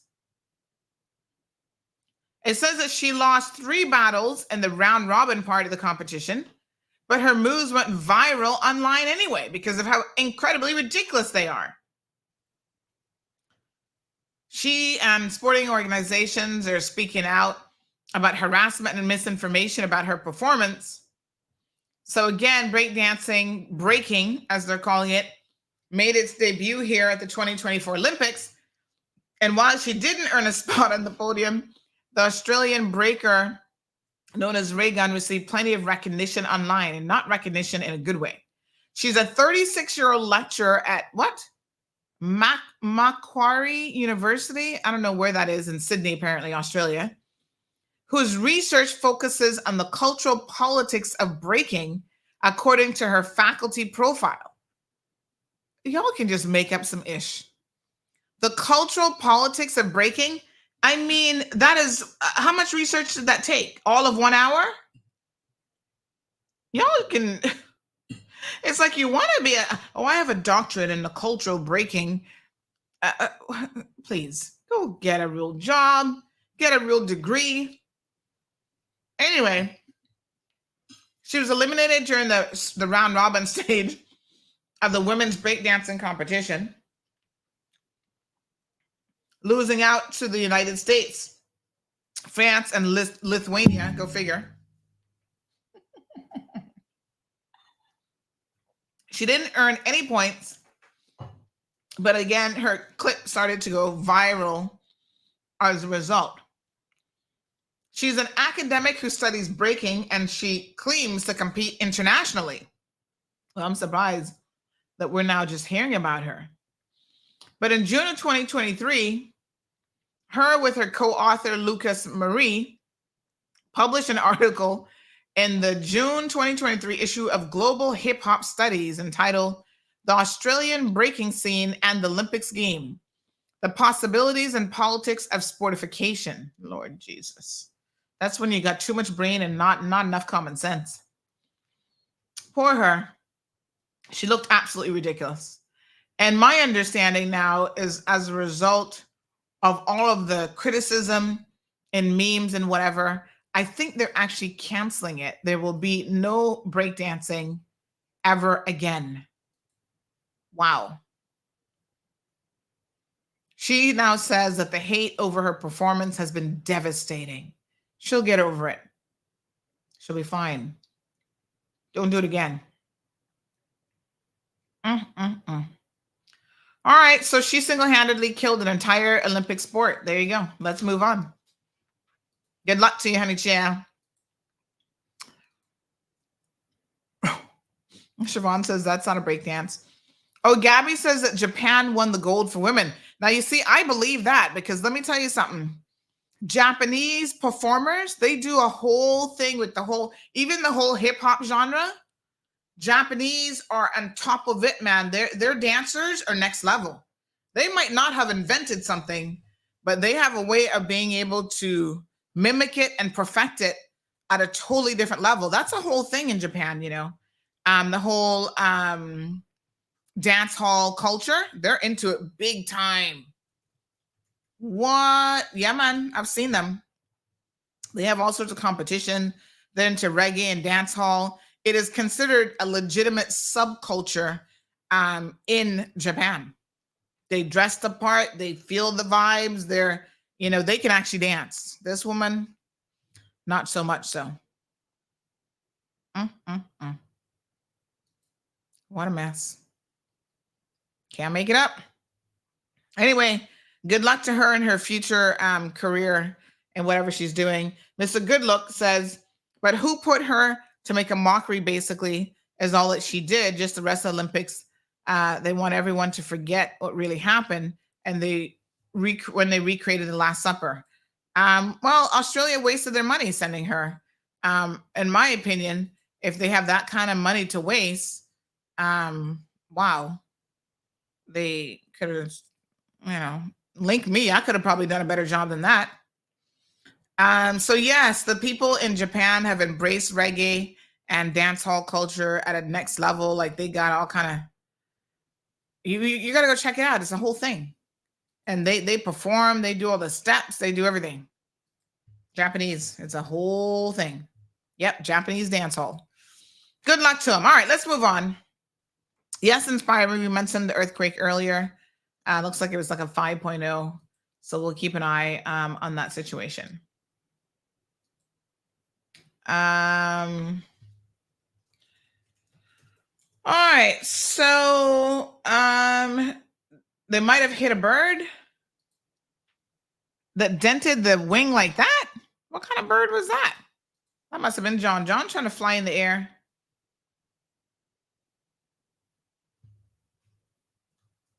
Oh, mess. Okay, let's move on. I want to talk about this government. We published a story yesterday, and this shows you how duplicitous, and lie, make it real simple, they really are. They keep talking about, oh, Ms. Gina Petrie has so much power. The Department of Environment has so much power. The National Conservation Council, NCC, National Conservation Council, whatever, NCC. Yeah, National Conservation, NCC has so much power and blah, blah, blah, and yada, yada, yada. So when I saw this article published on our website, I had to shake my head. I said, hold on, let me put on my glasses. I know the people them tell me I got to upgrade my prescription, but I said to myself, I can't be reading this headline, right?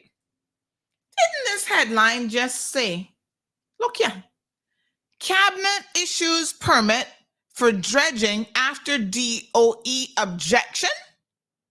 And I say to myself, hold on, this isn't the same cabinet members that were having discussions and arguing with me how they're not supreme. Gina Petrie and the DOE is supreme, and they're the problems, and it can't be that way, and blah, blah, blah. And I've always said, but that's not what the law says. And they're like, no, well, you must not be interpreting law correctly. I'm like, huh? Say what? Irony is a hell of a thing. God has a sense of humor. Clearly, he created us and thought, oh, these fools think that they're so smart, they're so this, they're so conniving. I am going to make a mockery of them on a regular basis. That's what he must have said. And he does a fine job of it. You know what they say? You want to test God, make a plan, because all sorts of things are going to go awry with your planning. Yes, because he can show you who's really in charge of things around. Yeah. So y'all made this argument, and you continue to make this argument, quite ironically enough, about how they have too much power and they're able to do this and that, and cabinet can't challenge. But cabinet has just overrid the Department of Environment because the law permits for that to happen. Look, yeah. So they are allowing dredging in a marine park for private developers to carry out some coastal works. Now, this story is going to get so much more interesting than that. Right? So this is a Newland Savannah development. They're proposing a channel. Cabinet has said, yep, let's do it. It's called the Isles at Newlands off of Hearst Road, allowing developers to dredge an access channel within a marine protected area, despite the Department of Environment's objection to these works. Now, the applicant is Harlan Bodden from Newlands Sound Development Limited. Now, let me just pause there because this is where the story gets interesting. Y'all saw this? Listen, y'all should know if you're a Canadian that Harlan is Heather Bodden's sister. And Heather is the MP for Savannah. And good friend and colleague and whatever of Wayne Panton, who has been pushing for this environmental legislation for donkey years, and who I'm going to tell you right now did not, under his leadership, support this application. In fact, if my memory serves me correctly, his cabinet, he refused it and turned it down. You see, when I tell you all there was an agenda afoot to get rid of Wayne Panton, and it has a lot to do with the whole environment, do not think I'm a fool and I don't know what I'm talking about. Now, you probably couldn't get any closer than Wayne and Heather in terms of political partners. Let me tell you, I have not had a conversation with Wayne Panton about this, and I'm going to tell you why. Because I suspect, he's probably going to be in his feelings over this for more reasons than one. This is someone, folks, that he has supported. Who does this calling me yet this morning? Good morning, caller. You trying to get on air? Okay, dear. He has supported her politically, not for nothing, but when she didn't have a job, he basically created a job for her to be able to run the Newlands office. Now, that doesn't mean that she can't think on her own. She can't stand on her own 2 feet. I'm just saying that the relationship between them goes really far back, and they have a very, very close alliance with each other. Despite that, he would not approve her family's request to dredge in a protected area.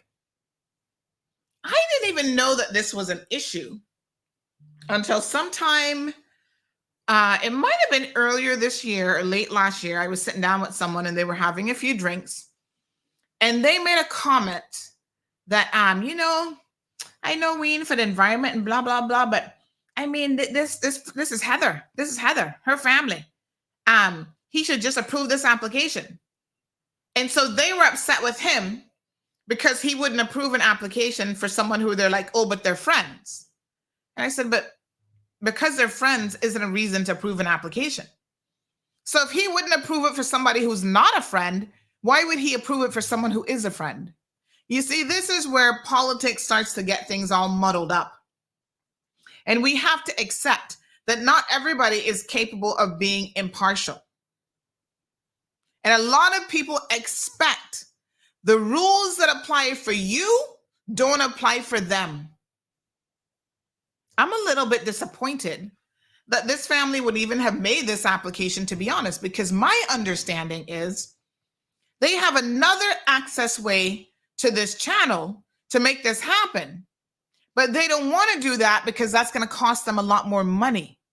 So because they can't afford it, they're sitting on a huge development, 143 proposed lots, canal front. This is now going to make that family millionaires once they access those lots, and they can sell them off. But look, you're going to have channel access and this and that. But at what cost to the environment is the real question. Despite Wayne Panton being close to that family, despite him being extremely close to Heather Bodden, supporting her political career, let me tell you something now. not for nothing, but Heather would not be an MP right now if it was not for the support of Wayne Panton. That means financial support and otherwise. Okay? He's been riding with her for a minute. And so for her not to understand where he stands on the environment, I guess the messaging now is very clear where Heather stands on the environment. The fact that she would allow this application, or her family to even submit this application. Y'all just needed to go do some crowdfunding and find money somewhere else. So this is one of the things that I'm going to tell y'all, right? People have a lot to say about Wayne Panton. I know that y'all are always running back and forth, telling him, oh, well, Sandy said this, can't you talk to her? First of all, Wayne Panton don't control nobody over on this side of the Mississippi. Sorry to tell y'all, this side of the microphone. But for all of his faults, one thing is the man is very impartial. I'm going to give y'all a personal example. Last year, we were in the process of acquiring some property. And, you know, we're Caymanians. Well, my husband now has Cayman status. And somebody said to me, well, Sandy, this is really going to be a stretch now. So maybe you should see if you can't get some of the stamp duty waived. I was like, but I've taken advantage. They hadn't passed it yet where you could get it like on second properties and stuff. But I'm like, okay, I've taken advantage of a stamp duty waiver before. I know the Minister of Finance has the power to use their discretion to waive any stamp duty that they want. So they said, well, go and ask Wayne if he'll waive the stamp duty for you. Yeah, I do too. You're supposed to be big time friends. I'm like, well, I don't know nothing about that, but I don't know what the process is. So let me ask him. So I had a conversation. I called him up and I said, Wayne, you know, here's what we're working on. We're trying to get through with the bank with this. And wow, a stamp duty waiver would really ease up the pressure, honey child, financially. And he asked me some questions about it, like what, you know, what's the like amount, this, that, next thing. And when I told him a bit about the project and how much it was, he kind of chuckled a little bit and he said, Sandy, he said, unfortunately for you, I would never use my discretion for a property of that value, because the whole reasoning behind the stamp duty abatement is to help Caymanians who are at the way down on the bottom of the pole trying to get something, not ones who can afford a quote unquote luxury property. So once you've reached a certain, you know, financial price tag on a property, we no longer feel like you should be asking for a stamp duty waiver. Now that's, you know, that's the what would we call it in law, the sort of the thinking or the logic behind stamp duty property waivers in the first place. Now, mind you, developers, and I'm getting into it, but this wasn't that common a project, developers be making all kind of arguments and they be getting millions of dollars in concessions. Apparently we're not that big, so we don't qualify. So we're like in this little kind of gray area where we're not big enough to be developers and getting all kind of that benefit, but we're also not just starting out. Like it's, you know, multiple property, it's, you know, higher and the higher price tag. So he said, yeah, I can't help you with that. I didn't feel no kind of way about it. I said, okay, I understand the logic. I mean, of course I would, a penny saved is a penny saved, but I understand where you're coming from. And if it's being applied equally to everyone. So I don't want another Caymanian who got 5, 6, 20 pieces of land to be able to come to you and get a stamp duty waiver when I couldn't get it on acquiring another property. And not every leader and not every elected official in this country operates on that basis. Remember, right? When CMR first got started, the very first lawsuit that we had hit us was from who? Minister of Finance, bless his little soul, Mr. Marco Archer. And that was all about the same concept of somebody saying, Sandy, I'm trying to get added to my aunt's property, aunt or grand aunt or whatever, to be able to help her out. She's getting up in age, blah, blah, blah. I got denied just to be added to the property and have that stamp duty waived for the purposes of helping her if she needs to put it up for like medical reasons or whatever. My application was denied for a couple $1,000s worth of stamp duty waiver. And yet there were clear indications of other people, and we put it all in the story. You guys can go back and have a look at it from June of 2017, because that got us in a lot of hot water. First lawsuit to hit CMR. You can go back and read the chronology of events and the supporting documents that were provided in this story. And guess what? He was a PPM member at the time. And we could demonstrate that there were other big-time members of the PPM who had received multiple abatements. So this was a 79-year-old citizen contacted the Ministry of Finance, who was Mr. Marco Archer at the time, to request that her cousin be added to her land papers in the event of illness, etc. They would not give her the stamp duty waiver, right? And yet there were other parties who got multiple stamp duty waivers for varying different pieces of property. And we could show those, right? All the supporting documentation, everything is here. So this discretion has always been utilized very willy-nilly. Same thing with dredging, same thing with going against a decision of the Department of Environment. So my point is this. Wayne appears to be an idealist when it comes to applying the principles of the law. He doesn't care whether it's his BFF, Heather Bodden, and her family. Nope, you're not going to be able to dredge. The other members of this government, not so much so. They approved this application despite the environmental impact that it is going to have in a protected zone. Now it begins to make a lot of sense as you start to add all the pieces together as to why it was important to them to remove Wayne from his position that he was in. They had to take him out because an application like this would have never gotten approved. Okay. It's a hot mess. And it's quite unfortunate. Now listen to what somebody said to me yesterday that I thought was interesting. Someone said, they sent me the link to our story and they said, holy crap, hashtag for 11 reasons why this group wanted Wayne Panton gone. This is Heather's family property. I hope he doesn't fund her campaign anymore. I was like, what a hot mess. They said, watch this space, shaking my head. Nothing on immigration reform, nothing in housing, nothing in transportation, nothing on the cost of living, but they have time for this and a cruise referendum?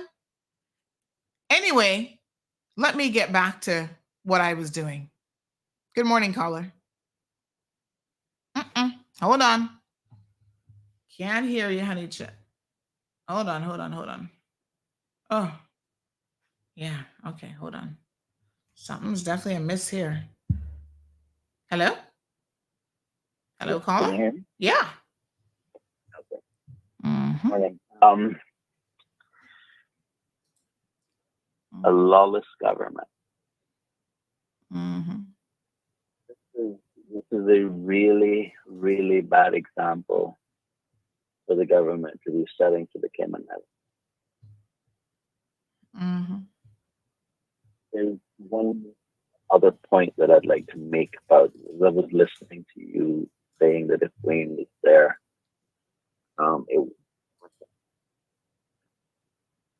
sure. You got to speak up a little bit. For some reason, you just dipped down.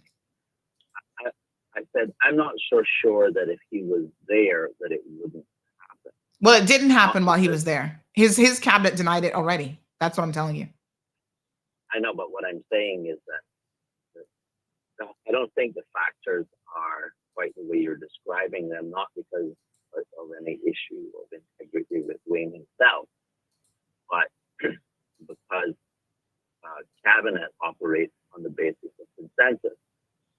And the last time I checked, Wayne by himself would be a minority. Well, I don't know. I don't know how he. Well, let me put it this way: the cabinet members are obviously very, very similar. But when it came to them previously, he did not support it, and it did not move forward. So I mean, you'll have to ask him how that works. But for some reason, no. Well, cabinet operates on consensus. It is not that Wayne couldn't stop it if the rest wanted to do it. Well, maybe they were in agreement with him because, you know, I don't know. Like I said, I don't know how the logistics of it, but I'm telling you that he did not support it, and the application had come before, and there were people blaming him for why it had not gotten approved. Friends of that family. Well, again, it's the majority. So if it didn't get done, they can't say he didn't do it. They would have to say they didn't do it. Well, what changed? Why did they do it now? I don't know. I mean, there's plenty of things I don't understand about this government, and I think it's terrible that they would just blatantly ignore the law. That's not a good example at all. But I just want to say that it's not one particular individual that can just override the wishes of the majority in the cabinet. That can't happen. Would he be able to persuade them not to do it? Maybe.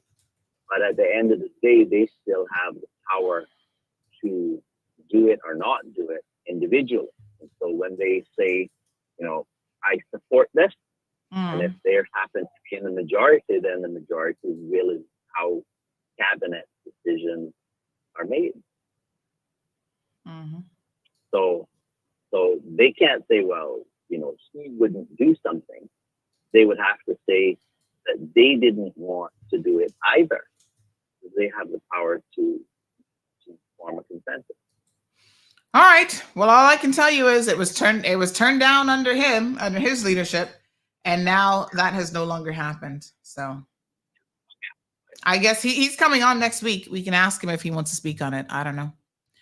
But hot mess and then some is what I'm gonna say. Good morning, caller. Hello. Hey, good morning, Sandy. How are you doing? Morning. Good. How are you? Geez, great. I had to take a chance on this one because I'm like, I am so late for class, which I was doing something personal this morning. I'm like, my God, the morning has just disappeared, and is Sandra still on air? So I am glad to see that, not that I'm calling during the explicit moments. Well, actually, those have just begun.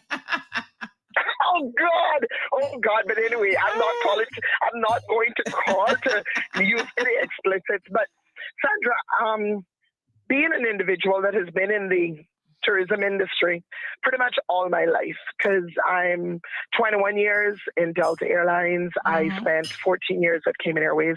So that just goes to say how young I am, first and foremost. I've been there for a very very long time in tourism, and tourism is my passion. I think it's time that, and I just want to tell, if you can give me 2 minutes of your time, I think it's time that our people start becoming educated in regards to cruise tourism.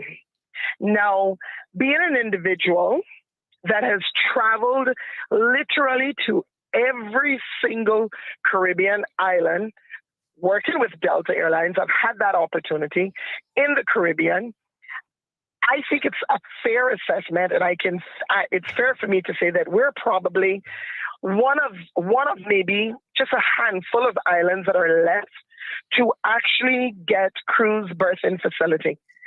But what makes it even worse for us? It's because of the fact that our industry depends on tourism. And not just tourism, stay over tourism. Any form of tourism is what we depend upon because we only have two things going for us, finance and tourism. Now, I know that majority of our people here in Cayman, even like yourself, probably travel more, go overseas more by using plane, not by boat. So they don't. So you really don't know a lot about the cruise part of it. I'm not talking about you. I'm talking about the general Cayman people.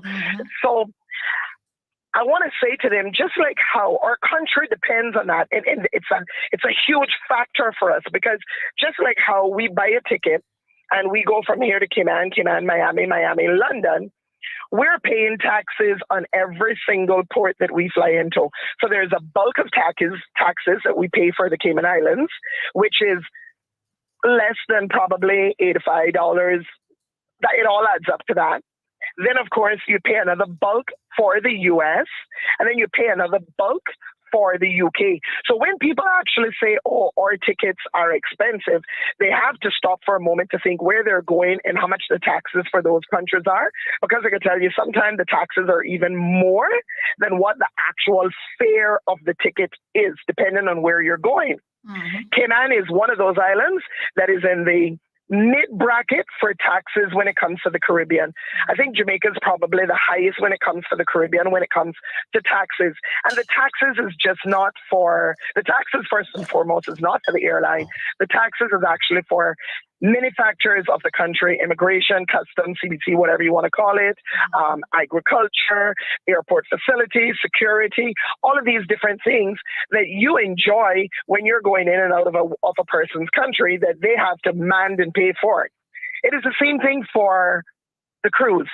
So when cruise ships are coming into Cayman, and a customer is paying $1,000 plus per person to be in a cabin, it's just not the cost of being in the cabin and enjoying the free food and drinks and stuff. You're also paying taxes. There is a head tax, I think it is, for each person that comes into a country. Because think about it, you got to come off of the ship. There's so many things that you're getting. And in our case, we're being tendered here in Cayman. You're using the facility at the dock, all of this sort of stuff. So there's a tax that covers it. And I can tell you, you don't get that choice to say, well, I'm not going to get off in Cayman because the tax is $10 or $15. No, you're paying for it whether you're getting off or not. That's the bottom line. So let's start with just that factor of alone where the money starts, that we are making money here in the Cayman Islands off of cruise tourism. Well, let me just pause you there. I mean, this isn't a discussion that I really want to have today because it's a whole other discussion by itself. You're breaking up. No, I can't hear you. Oh, hello? Lord have mercy. Hello? Yeah, you're very broken up, but I can strain my ears here now to hear you. No, I was just saying that is a whole other discussion by itself, and I think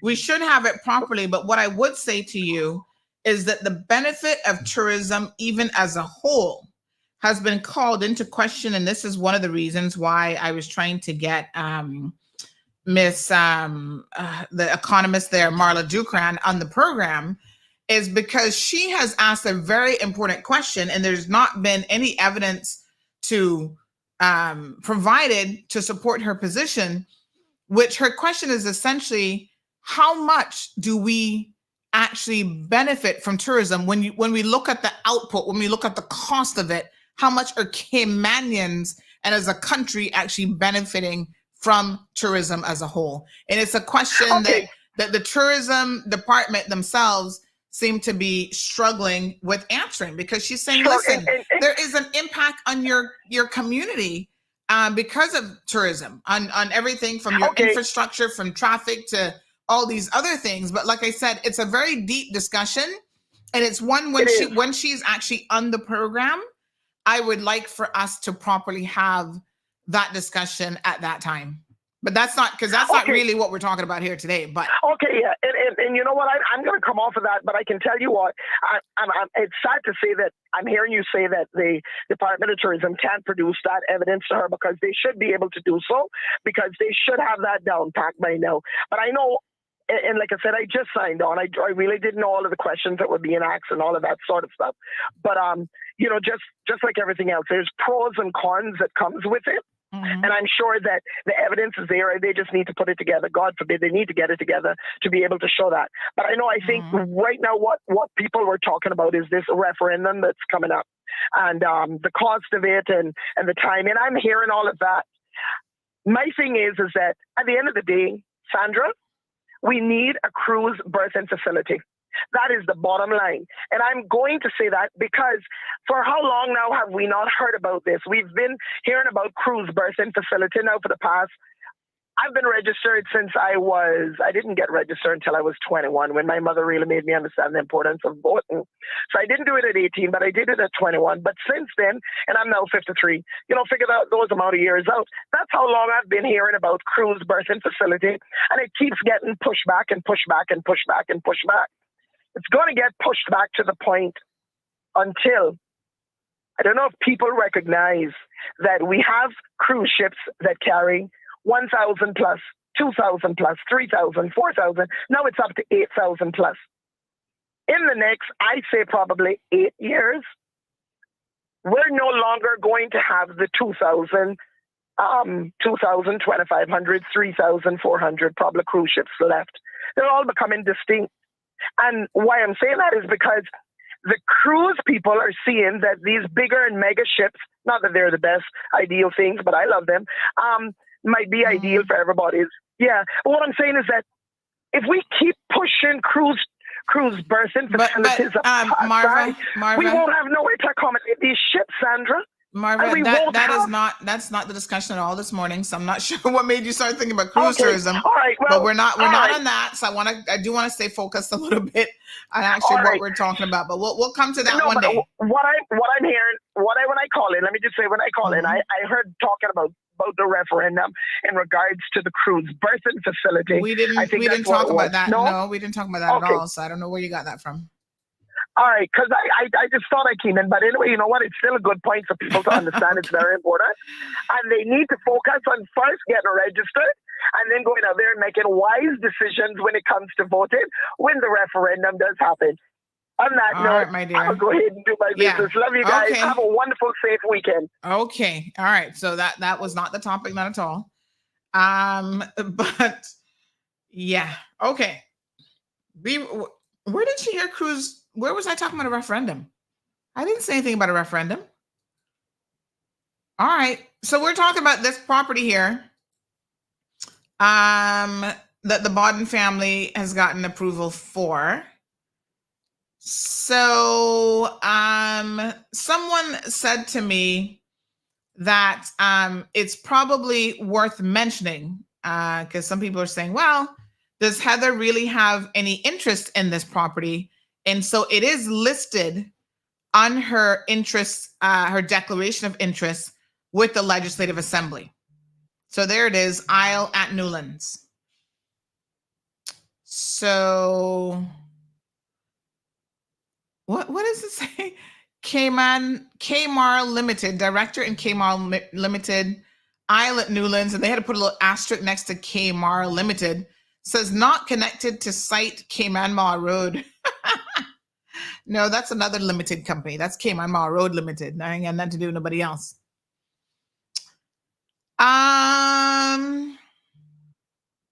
So there you have it.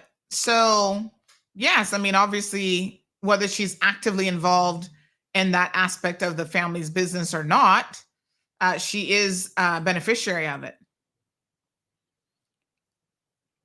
There are people who are speculating that this is the leverage that they have been using against her, meaning this current government, so that she has remained very, very silent. We don't know if she's supportive of their position as it relates to the National Conservation Act, but she has certainly not been vocal. Well, to be fair to Heather, she's not vocal in very much. I mean, she's a very quiet person in any event. But she has not been very vocal, and I don't know that she has said anything about her position as it relates to the NCA. And so, there you have it. So somebody said, good morning, Sandy. That's got to be Harlan. She's grabbing everything Mr. J left behind. But I think this has been in the works for quite some time. So I don't, like I said, I don't know all the details of that part of it. Good morning, caller. Hold on. Hold on 1 second. Hello? Caller? They say, hold on, I'm going to try to unplug it. They said you should see what they're selling. People, Sandy, down in Newlands, the people back door on another road, take a drive down Moonbeam and go to Devonshire 2nd Road, and their development is called Silver Thatch, I think, and drive down Willow Lake, and you can see the back of those homes that you step out the back door is on Willow Road. Shaking my head. Okay. Not familiar with that, but we can try and go have a look. This is Harlan doing those homes, and it's a shame that government would allow them to build them. So are you saying that they're allowed to build homes that are too close to each other? Interesting. Okay. I don't know anything about that, but all right. Hello? What's going on with the phone again? Now I can't even pick up a call. What a hot mess. Somebody said she must have been listening to Radio Cayman. She wasn't listening to us. That was Marva. Yeah, Marva, we were not talking about cruise tourism, not at all. So I don't know what that was about, I'm afraid. Anybody has a Samsung phone we could borrow next week? We might have to borrow it to see what's going on with these phone calls. Let me try and call this person back. All right. You read out a comment about the cruise referendum. I read out a comment. Okay. Child, something weird going on with these phones. Incoming call, and now I can't even answer it. I'm pressing the button.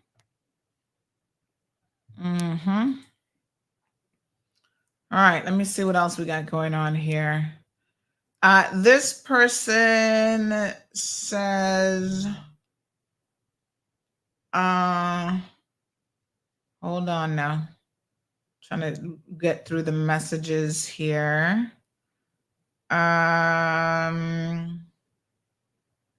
Oh, good grief. I thought I just saw a message. Where'd that message go? All right, this person says, the Bodden sisters don't speak all about land. Oh, Lord Jesus. They fearing the next election with Dan Scott's new team.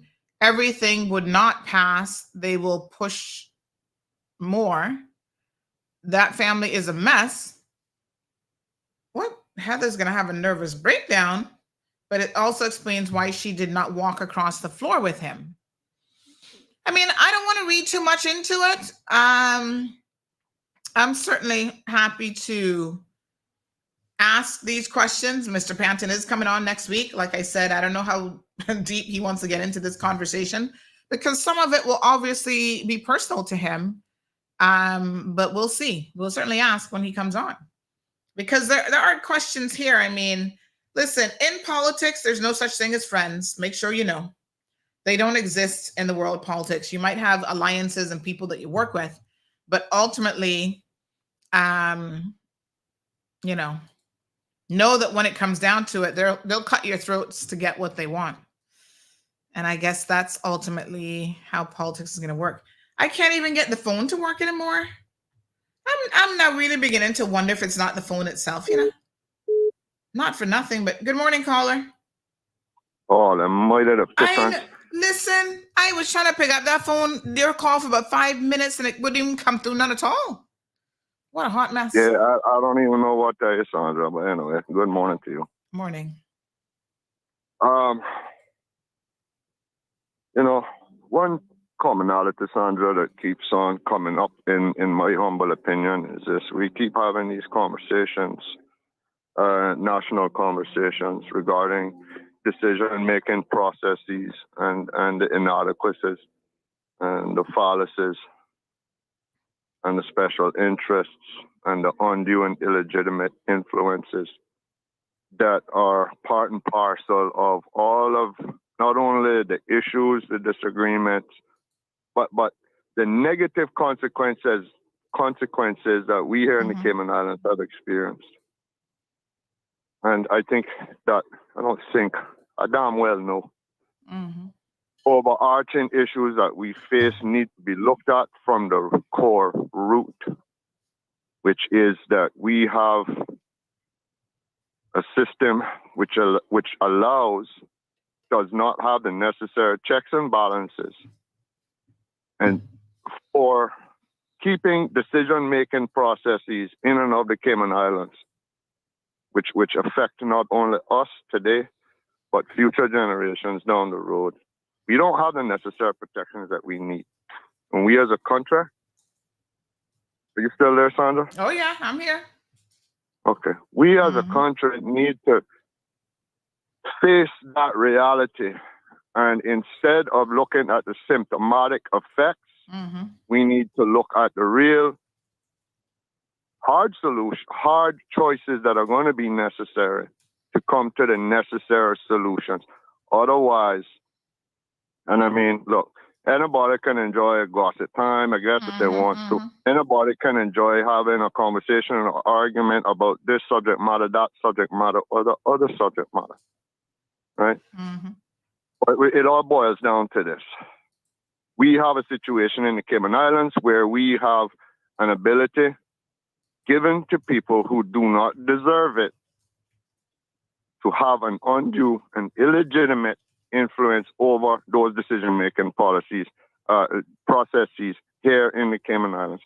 We have an electoral system which is so incredibly and heinously and ludicrously open to outright prostitution that if you look, Sandra, at some of the comments being made right now, people are losing their faith in the electoral system, rightly so.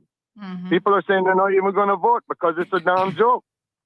Yeah. It's a damn joke. Because, and there's this argument that, oh, well, if you don't vote, it's your fault.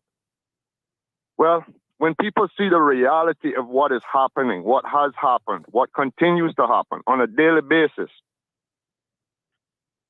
there's a proof of why that apathy exists and is becoming exponentially more prevalent here in the Cayman Islands. Okay?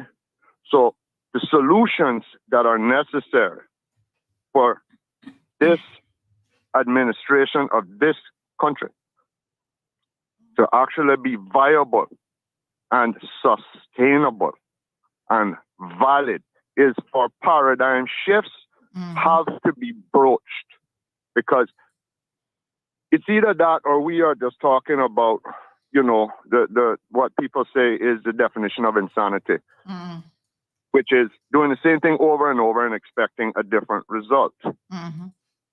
That's what we're looking at here in Cayman. We can talk about we want to change out the cabinet. Well, if you change out the cabinet and you keep the same structuralization that it is guided by, and that it is that allows this and any other type of Pandaloo business to happen, well, you're not fixing the problem. You're just switching around the deck chairs on a metaphorical Titanic. That's the commonality, Sandra, that I see every time, every day, whether I look on CNS, whether I look on Mar Road, when I go into conversations with people, and I see other people's comments and statements on any and all of the issues we have here in Cayman. The solutions are demanding, not asking for.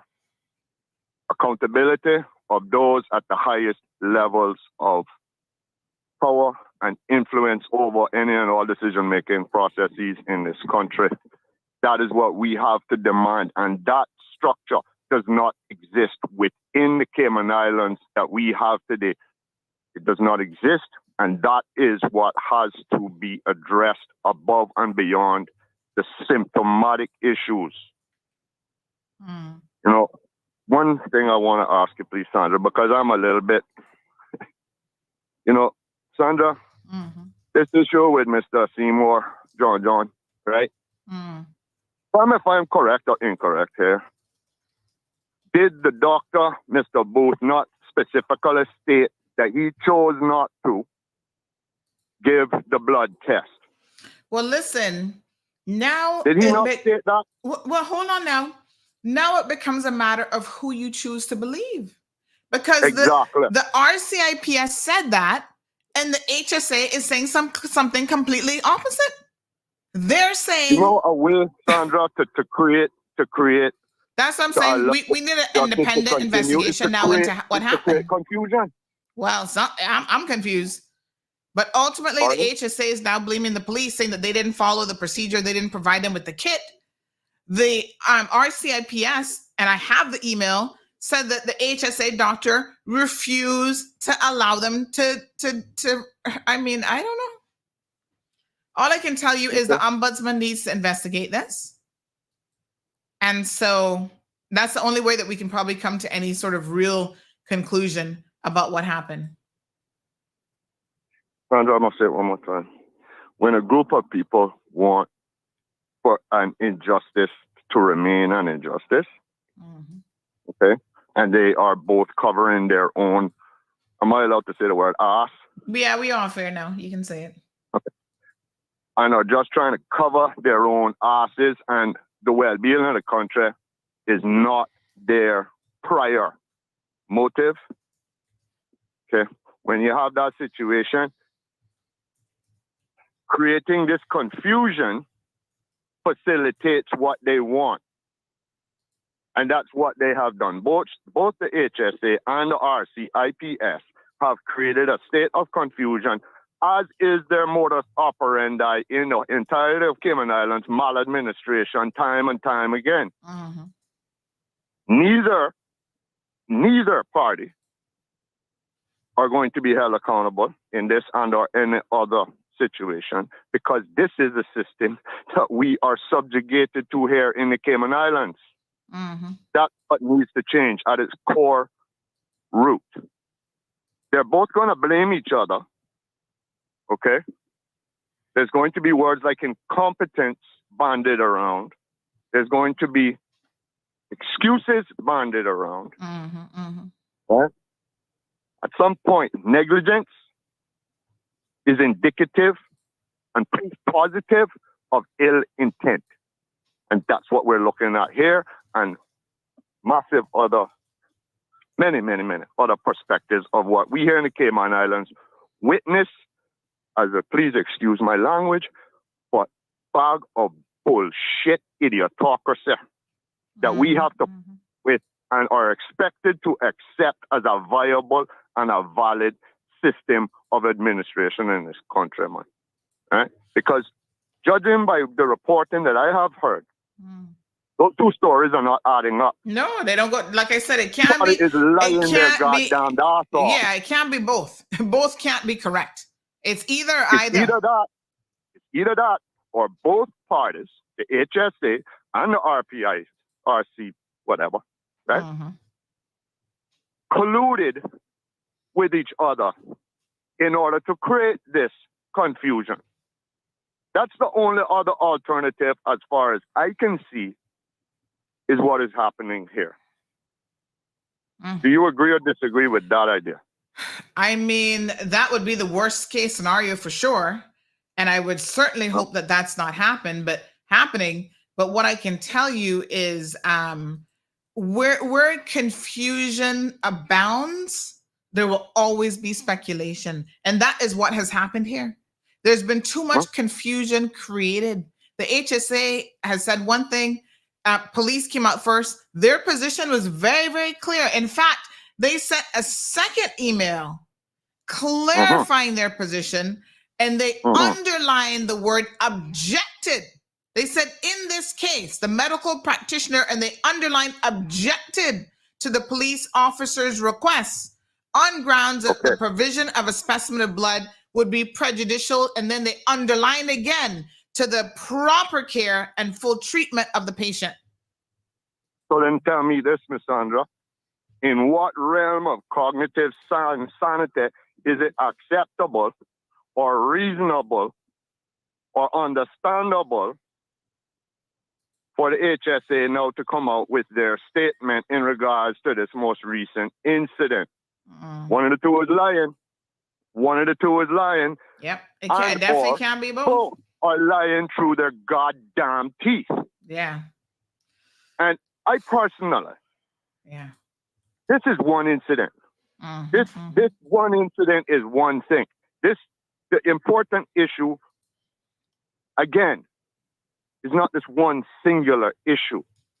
The important thing here for all of us to understand is that we have a system which does not demand accountability at the highest levels of decision-making power and influence. That is why Cayman is going down a really shitty road here today. That is specifically why. The small man, he will get jacked up. The big man is allowed to be free from highly deserved consequences for their misdoing, for their misdeeds, and their miscreant behavior over and over again. So when we here in the Cayman Islands, we want to know why the young boys and the young girls going on like Egypt. Look at who they have as an example to look at. Look at the lack of accountability they have been growing up observing. Look at the levels of institutionalized corruption that is every single where around them. Right? So when we here in Cayman of any older generation want to talk about, oh, these kids, boy, they're the problem. We need to beat their ass. We need to do this and that and the other. Okay, well, guess what? They are following the example that is and has being set. The solutions to that are choices that have to be made. The solutions that are looking realities in the face. We need to look at the root causes of all of this. Yes. And we need to have that intellectual honesty. We need to have that objectivity. And we need to have enough sense to understand, all of us, allowing this to continue is a trajectory that will produce a Cayman with even less quality of living that we have today overall, and the quality of living that has been lost in Cayman from when you and I were running around. It will be even more exponentially worse. Thank you, caller. I would like to call in, Sandra, whenever you talk about the cruise birthing thing. Yes. But I not going to touch that subject today. All I will say is this. It is obvious that the dishonesty being put forth with them jacking in some talk about a port on the eastern districts, completely ignoring the fact that our ancestors figured out by trial, a process of errors, that the lee side of this island is a place to have a port. That is the lee side of the island is a simple God-given common sense, right? The reason why they have now come up with this bag of BS, Kenneth, Brian, you, sir, right? You want to, first of all, push forward, give a very short amount of time for public feedback on a port in the eastern district, largely due to the greed of a small amount of people, I guarantee. Okay? And then immediately after that, without saying it, because the ulterior motive is for him and those behind him to push for a cruise berthing facility. Okay? They cannot and will not come straightforward and forthright with their imperatives because their imperatives are dishonest from the outset. All right, leave me there. Probably.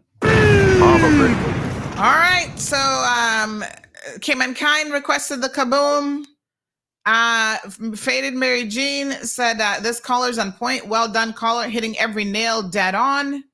The caller's so right, says Miss Sue. Faded Mary Jean says corruption. Of course they weren't going to do a kit. Laughing out loud. Anyone really surprised here? If it was a little old Joe or me, they would have probably drew a pint of blood, took urine and bone marrow. Damien says that they're playing hot potato with this issue. I agree. Johan says that he should run if he has any possible solutions. Sorry. Siobhan says you may need to go get that phone looked after. Something may be wrong. Yeah, I'm beginning to suspect it's the phone now, but I'll see if I can borrow another phone next week and try it. Faded Mary Jane says Cayman needs fresh blood in office. Young blood, Caymanians that are ravenous and steadfast when it comes to their country. Cayman needs millennials and G-Zens in there, not boomers. Enough of them. Well, I hate to tell you, Faded Mary Jean, but that's kind of what we were doing last time. We put in a lot of fresh blood, and unfortunately, the results have been less than ideal for sure. Mr. Bruce Smith says, why is the HSA saying that the RCIPS did not follow the agreed and established procedure to collect a blood sample for evidence purposes after a traffic accident? Well, that's what they said happened. So, Mr. Bruce, they're saying that that's what happened. And this claim that, by extension of them saying that, they're saying this claim that it was denied by their physician isn't true. So you have two government entities saying two completely different things. It just doesn't make any sense. Johan says nobody builds a $250 to $400 million cruise birthing facility for free. That was the major lie that the PPM spread in their disinformation campaign from 2017 to 2020, when CPR, led by Shirley Rolston, won the judicial review in the Grand Court. Good. You see, I can't even answer calls now. Good morning, caller. I don't know. I'm beginning to suspect it's actually the phone, you know. I don't know. Should have been an iPhone. Hello, caller. I can't hear a word. Caller, you're 100%, says Miss Debbie.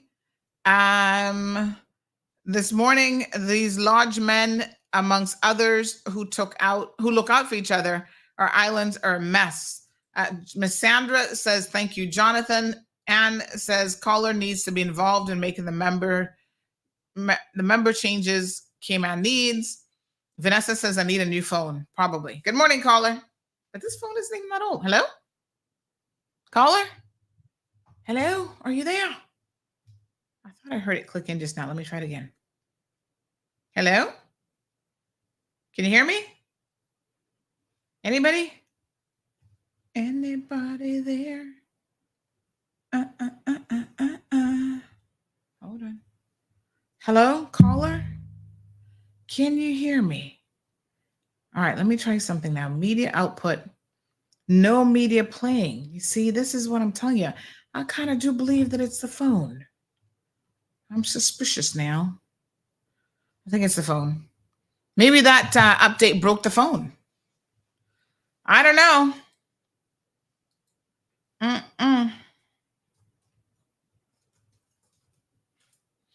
All right.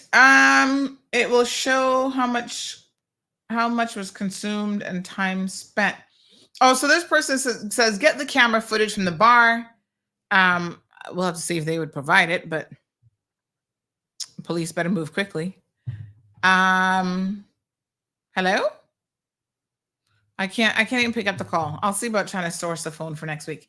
Get the camera footage from the bar and road from entering and leaving the bar, and the first vehicle to pass the excavator to his accident, and until police show up, until EMT's departure to HSA.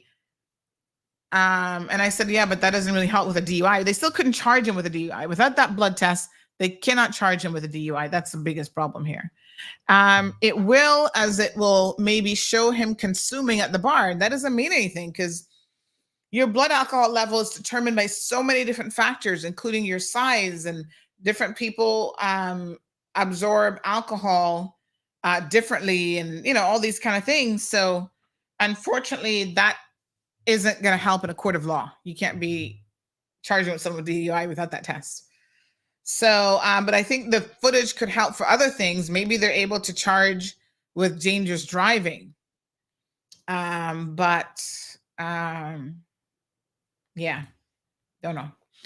All right, folks, that's it. We will pick up the discussion next week on some of these things.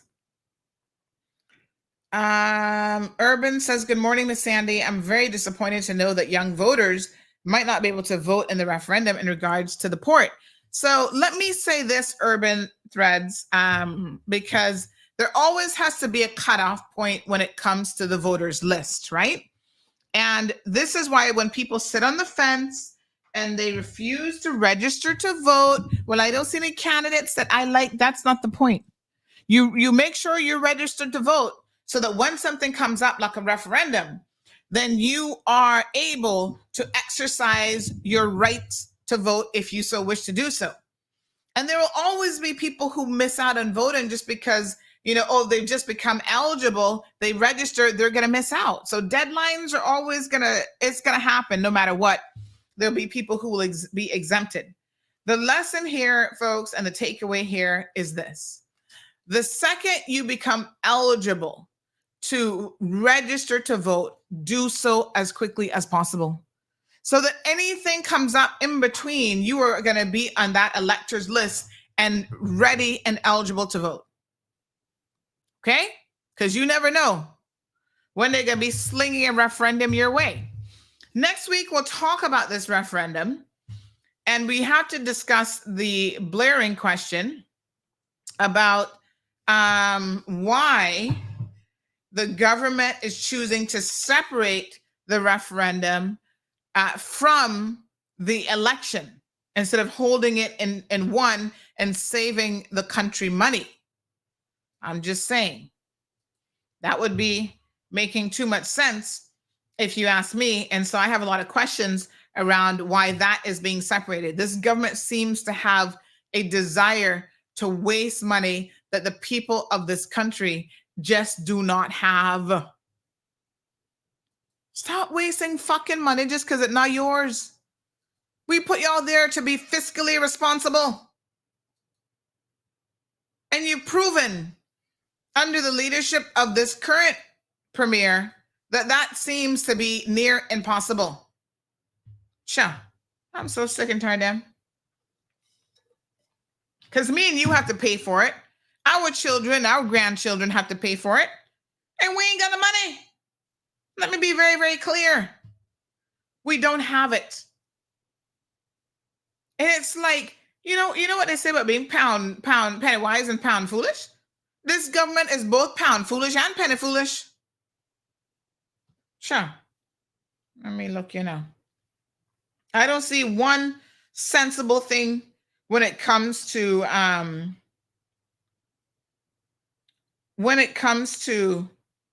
money. I don't see them doing one sensible thing yet that says, oh, wow, these are people who actually are concerned about us and we're going to actually save some money. I don't see it.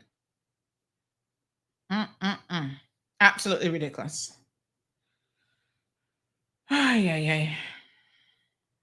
I tell you what. We got to do better. All right, so lots of candidates claim that they're getting ready for the election. Well, we're certainly looking forward to hearing from all of you. Those of you who sit back, even as a part of this current government, and remain silent, your silence says a lot. There comes a point in time, folks, when you have to be prepared to stand up in life and to allow your voices to be heard.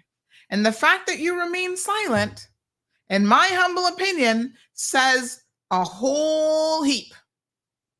And we are watching and we're paying attention and we're listening. Poor Mankind, hear her. Okay, with this language, I'm out. Cut the show. Miss Romelia, try and go sit down. Cha. You don't remember when you were going around the place, cuss down the place, or what? I didn't see and hear with my own two eyes, but I've heard enough stories now. Don't get me started. Because I'm going to have to remind you from whence you cometh. Y'all old people be up in here, oh, Miss Sandy, don't use that word. And y'all were doing more than that. Some words in your vocabulary I probably wouldn't even know. Because you can say them in Spanish and English. You would have been cussing people back then, man, woman, everybody. So all I'm saying is you don't have to listen. If you don't like the after show, you certainly don't have to listen. But don't sit here and torture yourself and then complain to me about it because, I don't give a fuck. It's as simple as that. Auntie just don't care. Lord Jesus. You're not 5 years old. You're not even my 8-year-old. Okay. If you're an 8-year-old, yes, I wouldn't be cussing in front of you, but you're not. You're a big woman. And you can turn off the dial. You can disconnect from Facebook. You can go do something else with your time. All right. Urban says also, why can't election campaigning start early? For example, October before the next election. Thank you, Miss Sandy. It can start as early as the candidates want it to start.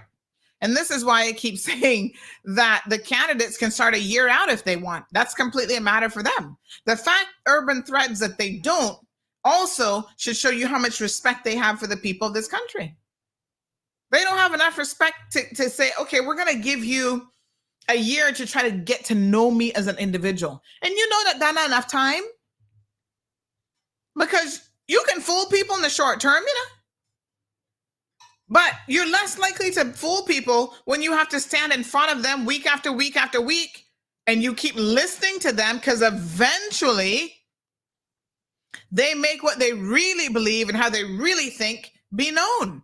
It happens on this show all the time. People call in, they say, but that person, she's calling in or he's calling in or whatever, they're interested in politics, and we just let them keep talking. Because after a while, at first y'all be like, oh, Sandy, yeah, that person sound good, Yeah, I think they'd make a good representative. And honey child, 2 months in, 3 months later, 6 months later, you're like, oh God, that person is a jackass. We don't want to hear nothing more from them. They don't have no real solutions. They just full of chat. Go sit their ass down. Y'all figure it out. And so this is part of the reason why a lot of them not gonna start till 2 months, because they don't want y'all to listen to them too carefully. They don't want you to go, I remember in this topic, they had this to say. Now in this topic, they're saying something. This does not even go together. It doesn't mesh. Or their attitudes start to come out. And you start to see their true colors, and you're like, you can only pretend for so long. In the wise, wise words of Aunt Lottie, you can only pretend for so long. Your true self will be seen. So come on out, candidates. Show us your true self. Because Lord knows y'all been feeding us a lot of bullshit for years. And then we get to see what's really going on around you. This person says silence is consent. What? E.g. Harris not having Q&A press conferences. Oh, don't worry. She's just getting started. She'll have more than enough drilling. She is just getting started. All right, folks. That's all she wrote. Y'all have a blessed and safe weekend.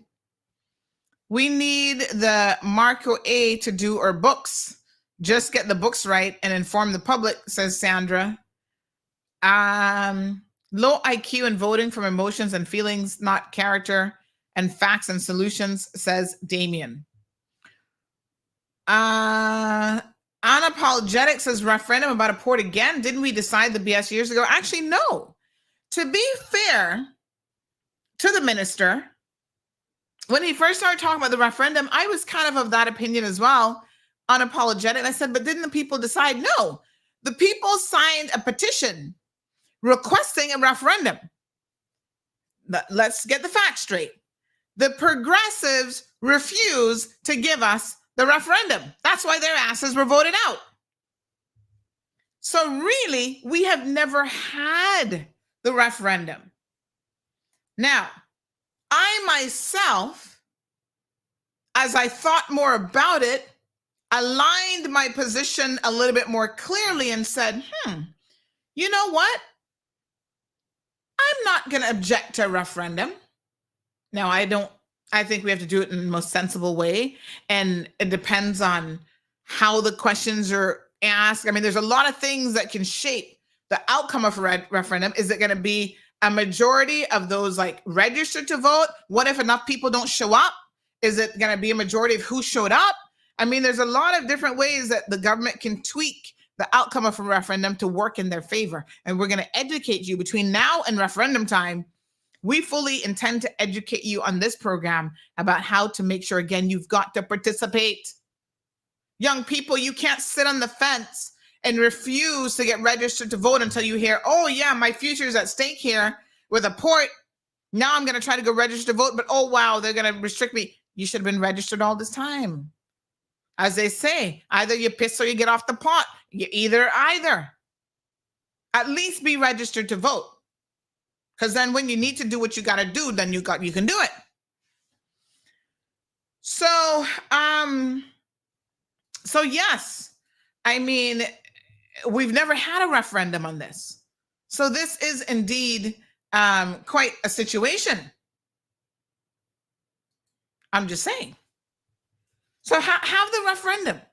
Because after we've had the referendum, they don't need to come back to the people again. The cruise lines don't need to go back to,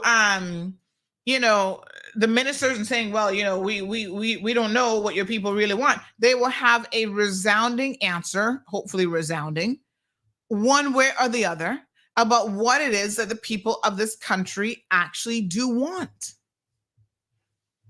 Because I guess these politicians are confused. A lot of the people who signed the petition, again, the petition was saying, let's have a referendum. The petition wasn't saying, I'm not in favor of it. The petition's like, we have a lot of questions. There's a lot of unanswered questions here. There's a lot that we don't understand. So let's hold a referendum on it. So let's do it. All right. Goody. Thank you so much, Miss Sue, for the birthday wishes. Yep, Sunday's my birthday, God's willing. We'll be ready. A big shout out to Al and all the other Leos celebrating birthdays this week. Unapologetic said, okay, well, the people don't want the damn thing, but they keep shifting the goal for them to get the result that they want. Well, listen, the referendum's around the corner. Y'all gonna have to show up.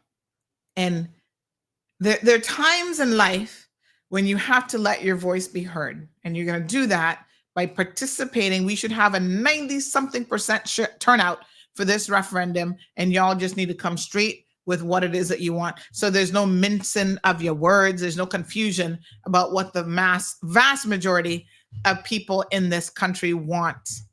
It should be that crystal clear. All right. We got some time before this proposed referendum to discuss it, and we will definitely be doing so. All right, next week, we have a couple of guests already lined up for you. We got MRCU coming, and they're going to be talking to us. Some of them have been showing up in your yards, looking for mosquito larvae and stuff. So they'll be telling us all about what they're up to. We have CUC. They're scheduled to come back, I think, on Thursday. We have Health Ministry. The CMO is coming on the program as well. And we also have Mr. Panton, who's going to be coming. So next week is going to be quite a full week. All right. So make sure you tune in bright and early on Monday. I'm hoping by then I can test more about what's going on with this phone now. I'm suspicious that it's actually the phone. That's going to be the next thing that we're going to check, is maybe try to get a testing phone to see if that's what it is. And then the next thing to check would be the board itself. All right. So y'all please have a good weekend. Thank you, Miss Lucille, for the birthday greetings. Mine shortly, Brian's and yours. All right. Okay. All right. That's it. Goody.